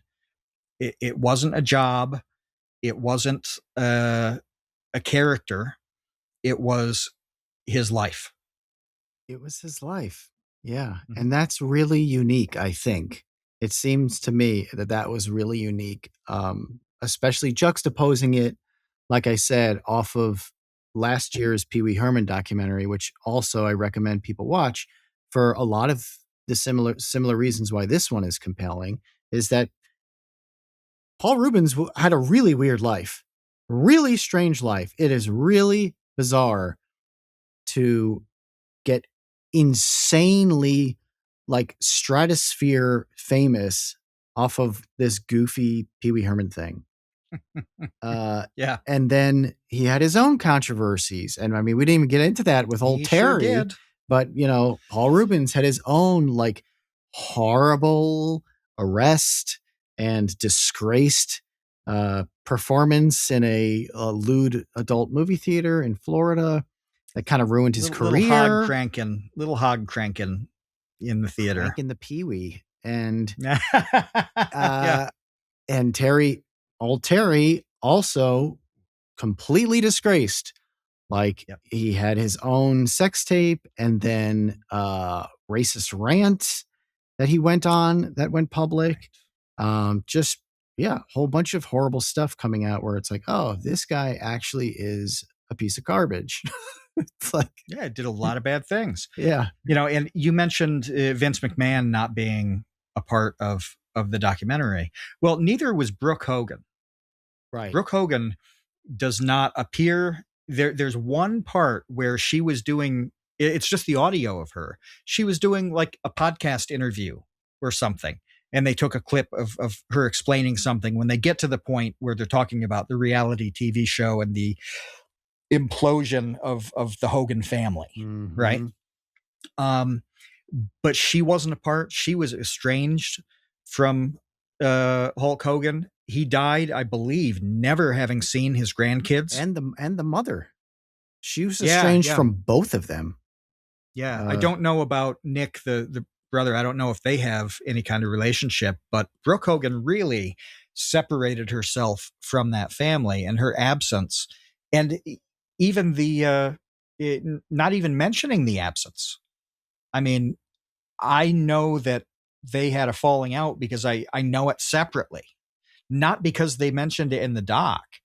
It just was, it kind of glossed over when things really spiraled. And to be fair, once you start to get into the Gawker trial, that act of Hulk's life,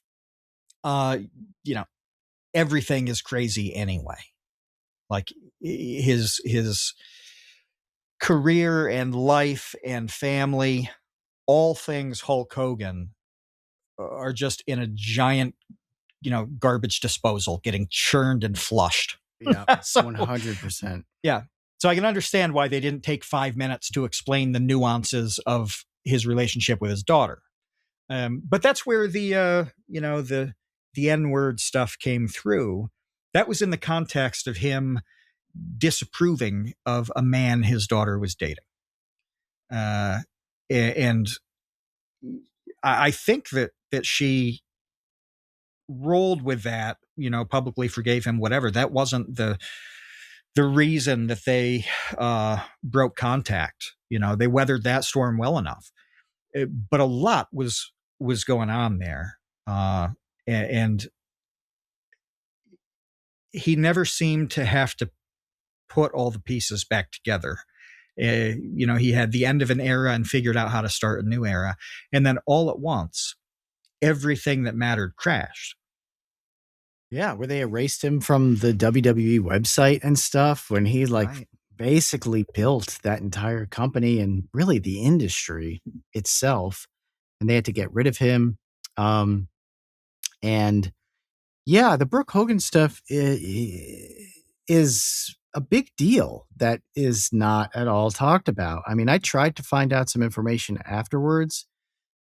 Um, like what happened there, and she did release some statement that was basically like both of my parents were horribly abusive, and like my Mm. childhood was terrible emotionally and also physically, and I don't want anything to do with them.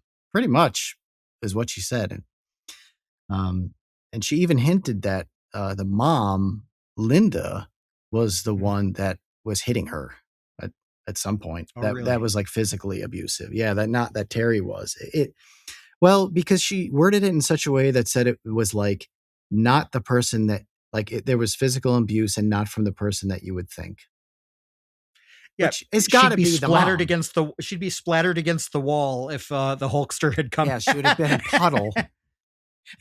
Yeah.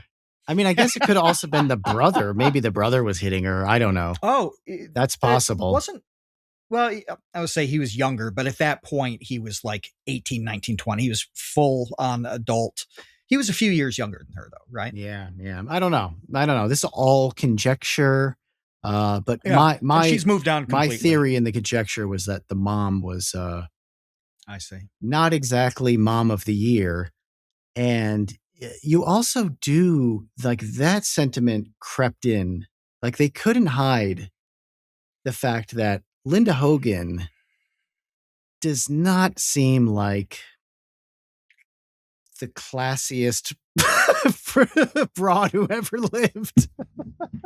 No. And I sent you, that was the other thing that I said as I watched it, as I sent you a message about, some of the, I won't say them. Neil Mohan will come for me if I verbalize some of my comments there. But yeah, she started out, pretty cool in episode 1, and Seemed that was all right. carefree and fun and having a good time. Yeah. And then, ooh, and eventually she's, the relationship dissolves, and she's dating a 19-year-old that went to school with her kids, and parading Terry's boat in front of the crummy apartment he's in. I'm just like, what kind of woman who's like 50 at that point is doing any of this?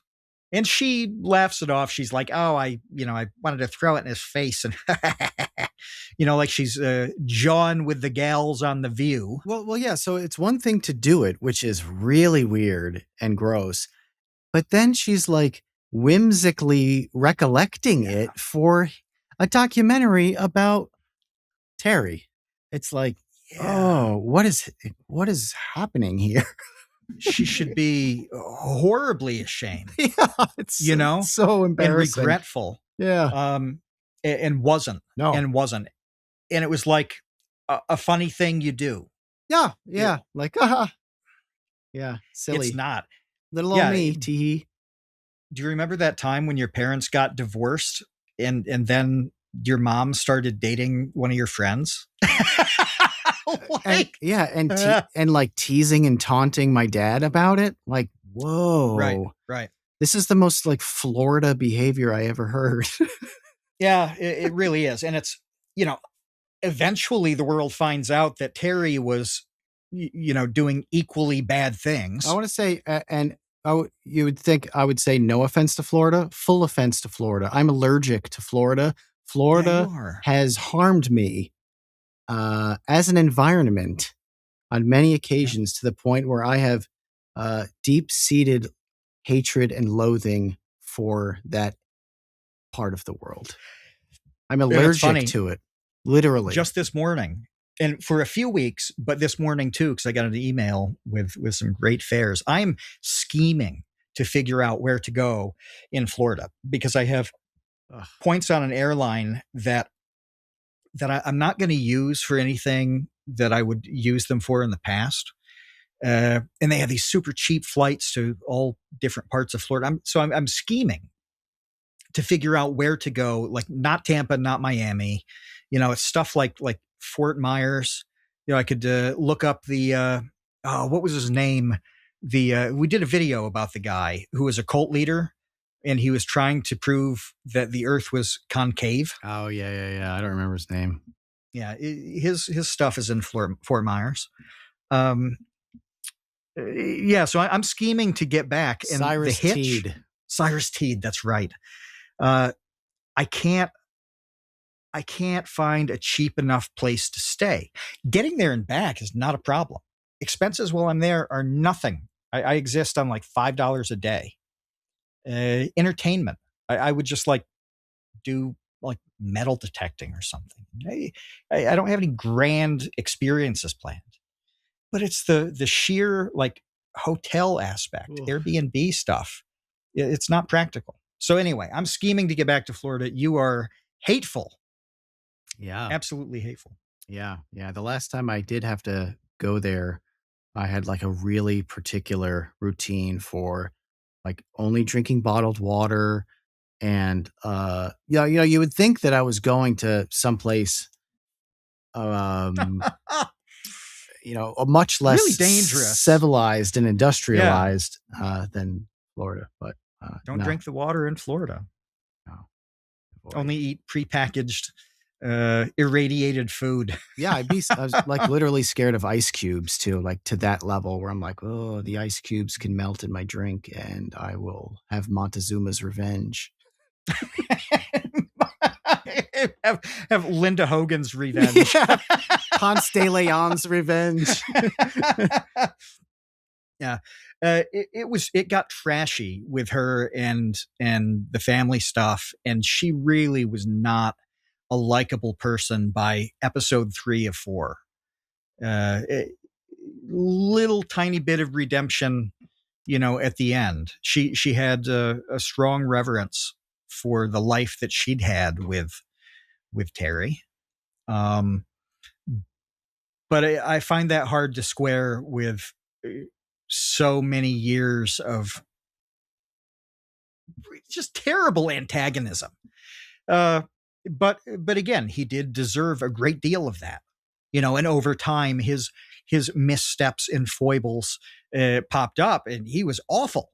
Yeah. He was awful. Yeah. They really deserved bad. each other in so many ways. Ways. They seemed like they were on the exact same level. They did completely. And they seemed to melt down in tandem. That they melted down, they crashed in parallel at the same time, and were just awful at the same time, and then mellowed out in their own, directions toward the end. What did you think of of his final wife, Sky? Oh, I didn't think much. I don't know. Bit younger. Yeah, I mean, let me say something about the criticism of this is going to be unpopular. So it's okay. We're 2 hours in. This is going to be unpopular. I already cracked my DGA. So yeah. It doesn't matter. I'm prepared. Yeah. The criticism, or at least the, let's say, noticing of Hulk dating women who looked like his daughter, which has been brought up a lot. Like, like Hulk is dating girls that look like his daughter. Okay. Yeah. Okay. Yes. But my response to that, or at least my thinking of taking that thought, that's a good thought. That's a good recognition. It's good noticing. I then go one step further, okay, with that thought and say, who does the daughter look like? Yeah, Linda. It looks like her mom, Yeah. who he fell in love with and married and had a daughter and a son with. Right. So I believe that it's much less of a daughter replacement than it Totally. is a Linda replacement. I am 100% with that. New Linda. Yeah, yeah, and he likes what he likes. I sent you this is maybe a week ago. Is it Clay Thompson? Clay Thompson. Who did he step out on? I don't Uh, know. I don't remember this. Clay Thompson? The I'm basketball player. yeah. I'm just bad with celebrity gossip. Well, I sent you a graphic which was the faces of all the women that Clay Thompson has been linked to in like the last 10 years. I remember that. Yeah. They are almost all identical. Out of a dozen of them, I would say 7 of them look exactly the same. I would have said 9. Okay, fair enough. Yeah. And the 10 through 12, like the remainders, whether it's above 7 or above 9, are in the same ballpark. Yeah. They're one notch separated. They're not like a different race. They're not even a different hair color. They do look a little bit different, but the bulk of them are identical. It's like the same woman he's dating The over same and over woman. and over again. Yeah. And it's a story because he, reportedly cheated on somebody. I'm like, what is this? That's like if I cheated on my 2020 Subaru Impreza by driving a 2021 Subaru Impreza. it's like willfully cheating with identical twins. Right? Like, well, what was the point of that? Yeah. It was so weird, but I got that same vibe where it's like, this is, for whatever reason, this is what the Hulkster likes. And yes, it makes sense that his kid would look a great deal like the woman who had the kid. Yeah, I guess you could make it weird and say there's some strange that's dumb. I feel like, and I don't know if there's a name for this. Maybe we could just, I don't know, call it a Lieberism. But there are many things in life where I feel like an observation. Your daughter's clone is a Lieberism. Yes, exactly. Like, put my name on that behavior. No, is that like people will observe step 1 of a thing and stop there, when all they have to do is go to step 2, and like step 1 makes a lot more sense. But they go to step 1 and they're appalled at step 1. Oh my God, look at step 1. Isn't this the most heinous thing that you've ever encountered? And then the Lieberism is okay, go to step 2. And it actually makes perfect sense. Like, step 2 is where the thing makes sense. Step 1 is where you're freaked out. Make the slightest little connection. And it's like, oh, that's actually normal. Where you scratch the surface a tiny little bit. They're like, oh, yeah, okay. Right. That makes much more sense than the really odd lusting for your daughter. Yeah. Like, that conclusion is too far, wherein the real conclusion is like actually right here. And you're like over here. Anyway. Now, his last act, I do feel like he was affected and hurt by his reception in Los Angeles after his support of the Donald. Definitely. He got booed bad. When he was talking about that, and the guy is asking him, what did it feel like? Embarrassing. He was totally rejected. Totally rejected. It was some serious cope. He's like, he said he was okay with it and that it was basically part of the game. And he's like, you try to get something out of the fans. And he's just saying all of this stuff. And you could tell that it hurt him, he felt very badly about that reception. And it feels, you feel sad for him watching him explain this. It's very much, if anybody's seen League of Gentlemen, it's like Kevin, you and I mentioned this. No one will know this reference. No one will get this. But yeah, there's like a one-hit wonder musician from the 70s who it's now like 1995 and nobody remembers him. And he talks about like the old days in music and nobody cares. And he's gleeful about it and happy, but it's obvious that he's devastated by being completely forgotten and deemed irrelevant. And he talks about music, and then says sadly, time after time, his catchphrase is like, "Oh, it's a shit business," and he says it with a smile. It's like, "Ah, it's a shit business," But he's devastated. It's so obvious that he's just in pain all the time with this. And that same face was on Hulk Hogan when he was describing getting booed in LA. And it was very, very sad to see. Yeah, but I mean, he earned the booze. Like it wasn't like when times changed and people were bored of his gimmick. Like that's not why he was getting booed. Like he was getting booed for like racist remarks. He was getting booed for just his own mistakes and behavior and like being gross and being then a bad person and not apologizing for any of it. Or really, did he show contrition about anything ever? It didn't seem like it. No, and then outwardly being vocal at the RNC in support of Donald Trump, and you put all of this stuff together, and then you throw him in downtown Los Angeles and expect cheers. That's a lot to overcome. Everything that you mentioned, plus you have like the hot button issue in the entire world at that point. Right. And then you go into one of the least friendly, most unfriendly places for that particular worldview and literally walk out into a spotlight in front of tens of thousands of people. What's going to happen? And Jimmy Hart, I thought was a clown, a weirdly performative. Talk about people getting caught up in their own character and their persona seemingly disappearing. Jimmy Hart was weird, man. Like when they do the 10 bell salute for Hulk, he's still Jimmy's mic'd up and he's in this line and he's like muttering stuff to himself that is so obviously because he's mic'd up.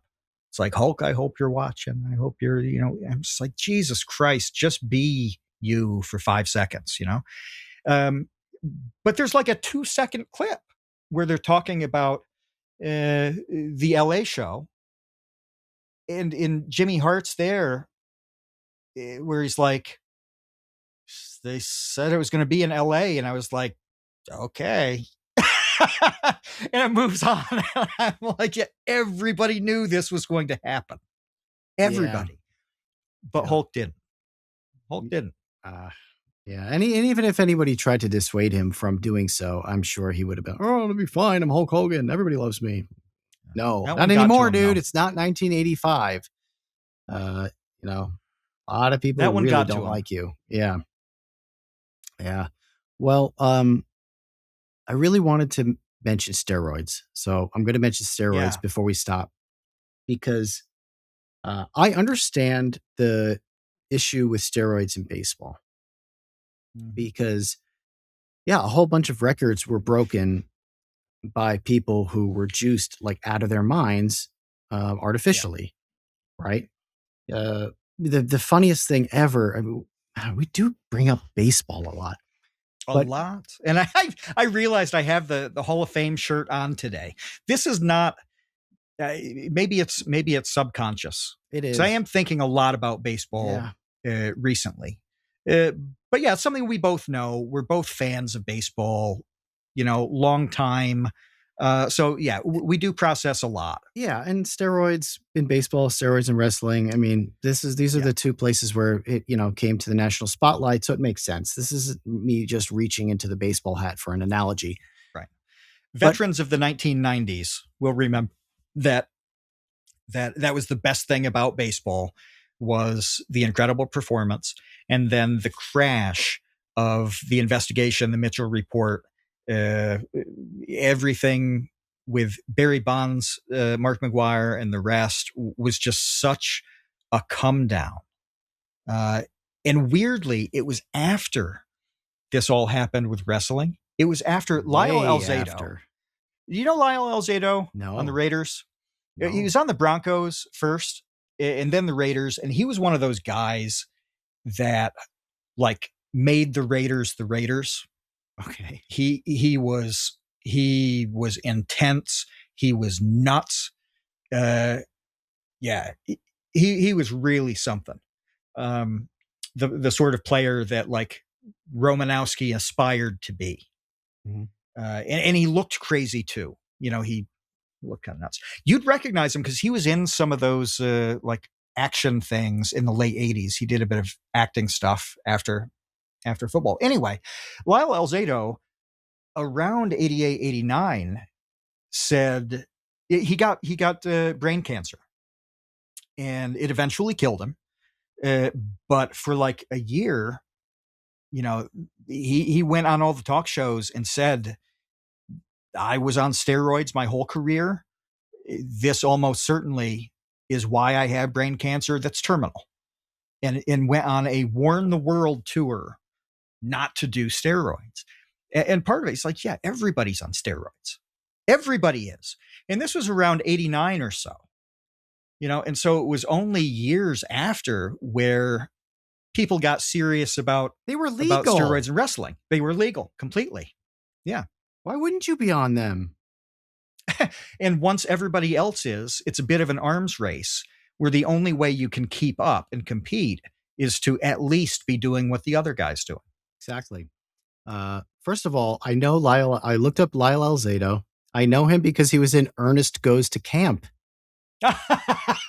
One of the greatest movies in the history of cinema, Ernest Goes to Camp, featured Lyle Alzado. I did not see any of the other junk that he was in, but well, I did watch that. His football highlight. Watch a compilation on YouTube sometime because it's the sort of thing that I'll send you on Twitter where it's just like the sort of really mean, disgusting player that hasn't existed in the NFL in 25 years. Mm-hmm. Lyle Alzado was one of those guys and just typified the sorts of Raiders that were like post John Madden, and the foil to him was Howie Long. They were on the Raiders at the same time, and Howie Long was like, you know, a great guy. He wasn't a mean player. He was intense, but he was very much like high school prom king. And then you had Lyle Alzado just being psychotic. Oh, it was a really awesome era. Well, I would love to do a whole podcast later about steroids in baseball because there's a lot to say there. All I wanted to say about steroids in wrestling was one. So it's two things. One, duh. Like, are you kidding? Did you see these guys? Did anybody have eyeballs in the 80s and early 90s? They like Ultimate Warrior, British Bulldog, Hogan, Jesse the Body Ventura. Like the list goes on. All of these guys were He-Men. They were action figures. They were insanely gigantic, like as big as like Schwarzenegger was and Stallone was. The wrestlers were insanely huge. Yeah, bigger than like pro sports athletes. Way bigger than anyone on the planet. They were all gigantic monsters. Like obviously they were on steroids. So duh. That's why part of the reasons people want to watch them. This is a feature, not a bug situation, that these guys are gigantic. Mm-hmm. And then the last thing being, who cares? Like, I don't understand why. Well, obviously people cared. Hogan came out and lied about it and denied, he went on Arsenio or whatever. This was in the documentary. He went out on Arsenio Hall, I believe it was, and like bald-faced lied about being on steroids. And then uh, the government got involved, and there was a whole trial about this. That was a really big deal. Where I'm pretty sure Vince McMahon faked having a neck injury during. I might be mixing up my Vince McMahon lore at this point, but I don't think that I am. I think this was during the steroid investigation. Um, I I guess this is just sort of like an open-ended question that I am 100% clearly ignorant on and am genuinely interested in an answer for. Who cares? Like, why? Like, I guess if after it was illegal, then I guess they broke the law. When were steroids made illegal? 1991. Anabolic Steroid Control Act of 1990 took effect in February 27 of 91. So by that point, the steroids were a Schedule III controlled substance, making unauthorized distribution or possession a federal crime. Okay, so that's why it matters. I answered myself with a bit of Googling that it was it was a legal matter. But yeah, it just rang odd to me that this was like the most horrific, disgraceful thing imaginable when it was obviously one of the main points of wrestling. It was like one of the main selling points of going to see gigantic, jacked men throw each other around in a squared circle. Yeah. And by the way, Kevin, thank you for the monologue. I had a bladder buster there for a minute. I've been swilling Propel and Diet Ginger Ale for so much, and it hit me out of nowhere. Like, you know how you've got to pee, but it, you know, like, oh, I should do this, and then there's like, oh, I should do this soon, and then like the urgency ramps up over time, right? This went from 0 to expulsion in like 5 minutes. Yeah, where I'm like, What is this? What is this beverage that you cracked that has like ultra hydration capabilities? Just Propel. Oh, No, I it mean, propelled you all right. It did. It did right out of this podcast. But as strange a fit as it might seem to be for the things that we talk about, the topic of steroids, I actually think it's a very, very good fit, and something that people who talk about the arts, entertainment, anything creative should be talking about, because it's like the only real world, actual real life example of blurring between what's real and what's not. That's really what the steroid debate is about, is what does it mean for something to be real? And a purist is saying, well, it's not, you're not a real baseball player who's hitting 70 home runs if you're on steroids or some other enhancement that we've decided is beyond, Flintstone vitamin level. Yeah. And that's why people we're so upset about it in the past with the guys like Barry Bonds and Mark McGwire, is it was like, oh, we've been cheated here, where you did not deliver a real legitimate experience. Well, and baseball in particular is so old and has such a storied history that the records, and it's so stats obsessed that the records in that just hold, there's a reverence and a weight to the records in baseball that really aren't the same in any other sport. Let me tell you about clubhouses in the 1950s. Do you know about coffee in the clubhouses back then?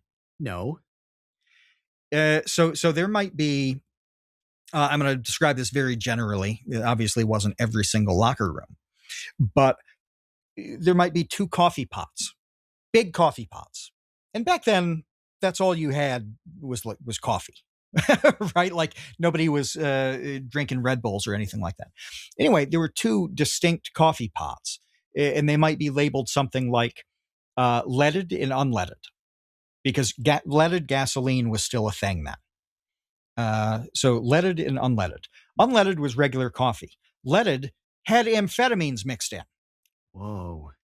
So depending on how you were feeling or what you needed that day, if you're Mickey Mantle coming off a horrible bender Yeah. from the last 48 hours and your knees are shot, you're probably going for the leaded coffee. So, it's like, all right, if this guy was literally on amphetamines in 53, how is that different from this other guy taking steroids in 93? It's really something that's worth talking about. But that concept of what is real and what is fictional when it's applied to actual humans, their performance, their entertainment, it's the same sort of freak out with art right now, where With AI. with AI art as Yeah. opposed to artists doing it. It's a similar thing where the basic concept is a revulsion for what seems to be not real, especially when you told me it was real. When I'm convinced it's legitimate and it turns out it's enhanced, whether it's by a computer or a vial of something with a needle, it doesn't matter. The concept is the same. But that's a super interesting topic artistically and creatively. Is what is the difference? Does the difference matter? How much does it matter when expectations are different than the reality? And I think with Hulk in particular, he did spend 10 years saying, say your prayers, eat your vitamins, and train. There's also the element that you don't inject steroids and get big. It literally does not and cannot work that way. It's not a cheat code. You have to train extremely hard to see benefits from the steroids. So even if that's not Hulk Hogan's natural physique, he is putting a great deal of work into it. Well, Linda did also mention that he did take a lot of vitamins. So he did take steroids, but he also did do the vitamin part, apparently. Just overall, he was a health freak, which obviously look at him in 1988. Yeah. He was insane in insane shape. Yeah, there's no faking it though. It's I forget what like sci-fi-ish thing that sucked. A movie where it's like, you take a pill and this happens. I remember it happened in the Tobey Maguire Spider-Man, the first one, where eventually he wakes up and he's jacked. Like it happens overnight with no work. This happens with Captain America, where he's given, this substance and goes from like this tiny little scrawny weakling into a superhero physique. Steve Rogers just like gets jacked overnight. Well, steroids don't work that way. They just allow you to get bigger from the work that you're doing, and stronger. You don't inject them and then have the ability to body slam the 600-pound Andre the Giant. Like you get that ability from a freakish training regime that also includes anabolic steroids that allows you to your lift own up a freakish like genetics as well. Yeah. I mean, it was so weird how big he was compared to his parents. I'm like, how did he get to be so gigantic? It's so weird. Yeah, because the steroids aren't giving him an additional 9 inches of height. Wow. No, he was just big.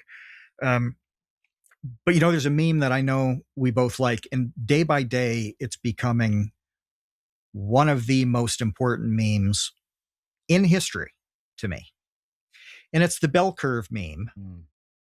with the mouth breathing idiot at one end, the 150 IQ at the other, and then the normie midwit in the center. Yeah. And, when I finished watching, the question to me was, is Hulk Hogan real?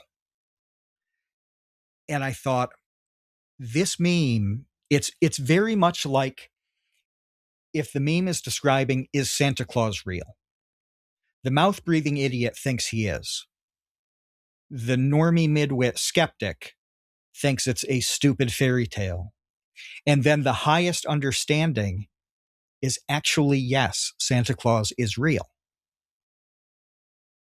It's the same to me with Hulk Hogan, where Hulk Hogan, the midwit loser, or I'm sorry, the mouth breathing loser, it's like, oh yeah, wrestling's real, and Hulk Hogan's, yeah.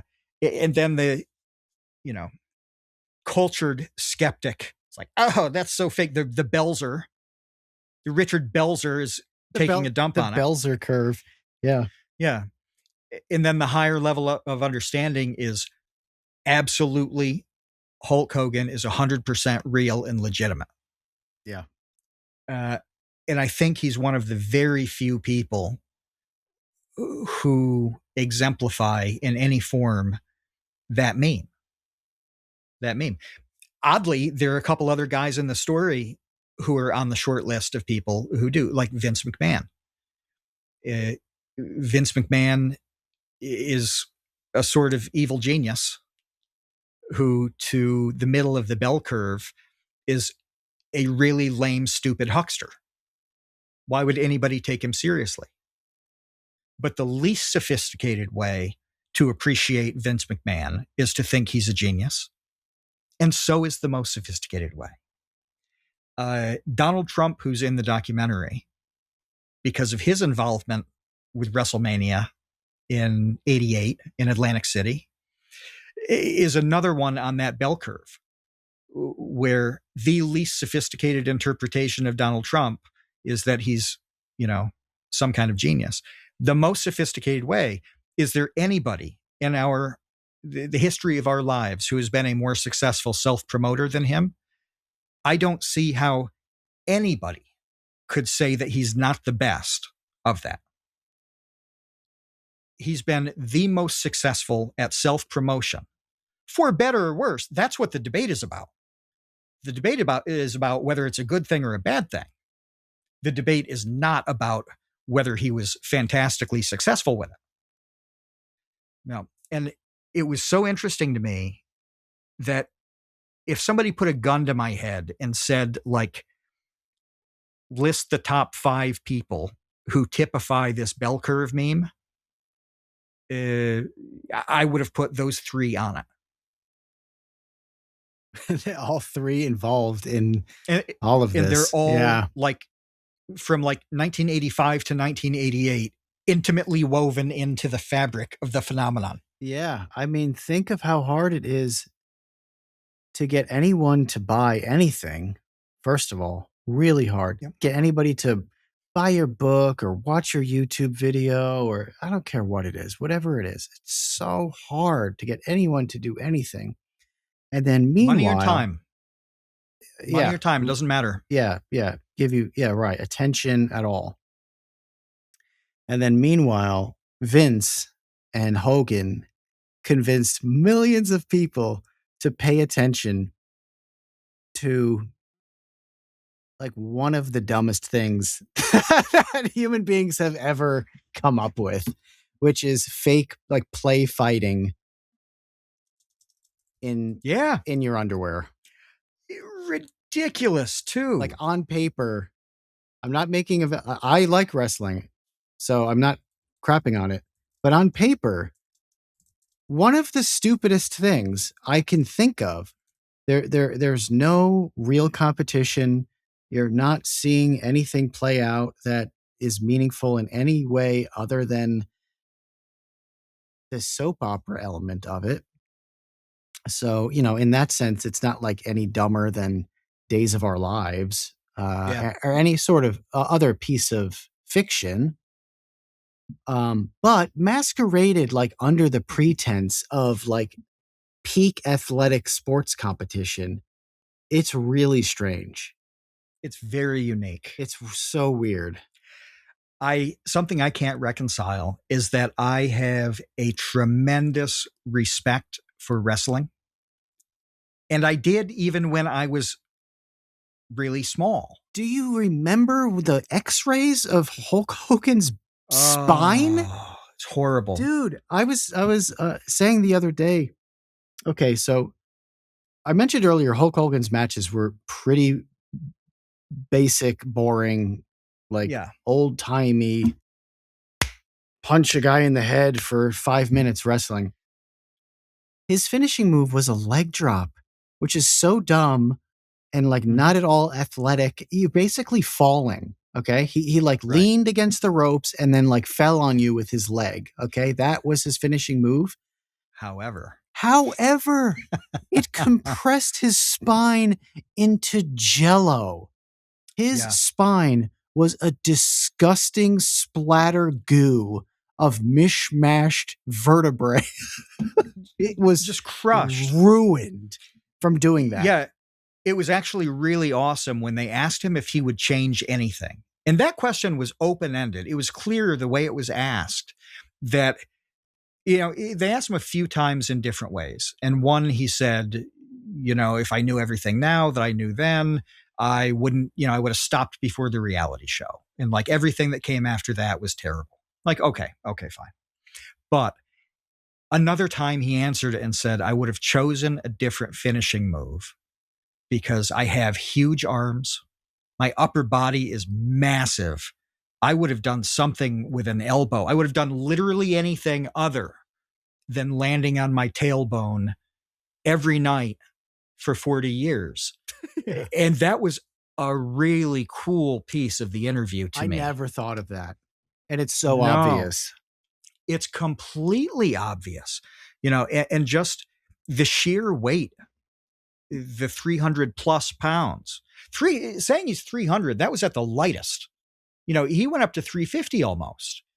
And having that come down with force on something hard repeatedly, especially as you age. Oh, terrible effects. And the mat has some give, but it's not like it's a trampoline. No, it's essentially plywood. Yeah. That does have some give. Some spring to it. Yeah. Yeah, but it's not a wrestling mat that's soft. So that was awesome. That was like a hidden gem in the whole series to me, was him explaining that. There's one more thing that I wanted to say about this, and that is how incredible it is that you could be catastrophically balding in the 1980s and be super popular. And I'm continuously. This is this is like its own episode. We could list so many people. It's a lot of people. It's not a only lot of people. Catastrophically balding, but like really unattractive as well. Yes. Yeah. Like you could be. I'm not saying Hulk was really unattractive. I'm saying separately from the bald thing. You could be but like he had the skullet.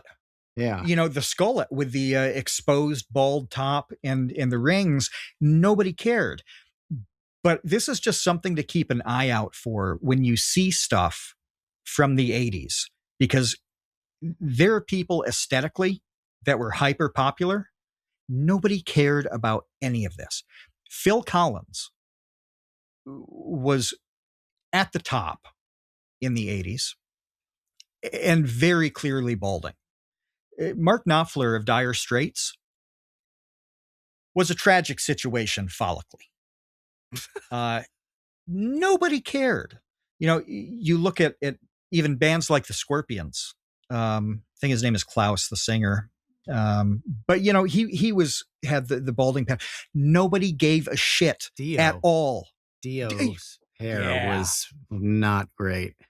No, he was on the older side, at least older than most of the other guys. But you could, if you were 30 and somewhere you don't want to be on the Norwood scale, if you walk into anything, it's going to be like, yeah, no, you're going to Istanbul and we're going to fix this. Come back in 6 months and we'll see what we can do with it, and get your teeth fixed along the way.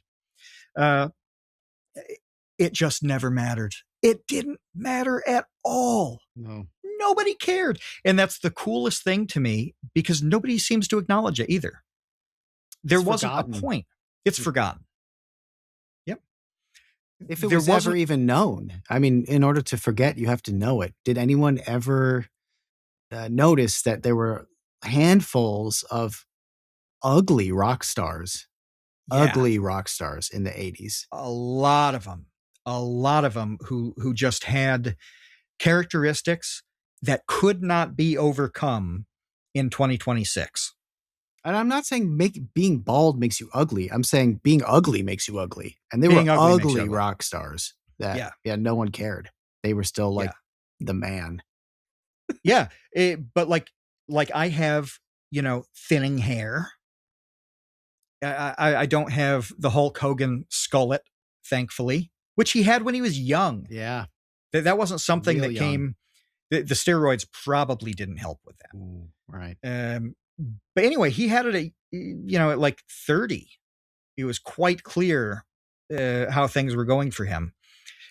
And that didn't matter, but like, I would be perfectly fine if it were 1985. Aesthetically, I would be completely fine. In 2026, I am broken down and balding. It's absolutely tragic. It's the era of looks maxing. That's why. It is. Looks minning. Yeah. Yeah. But yeah, unnoticed 40 years ago. Yeah. All right. We're out of here. Go watch Hogan thing. Let me know down below if you watch it and you had any comments that we missed out on. Thanks to all of our patrons for supporting the podcast. We'll be back next week. Until then, we will see you, Space Cowboys.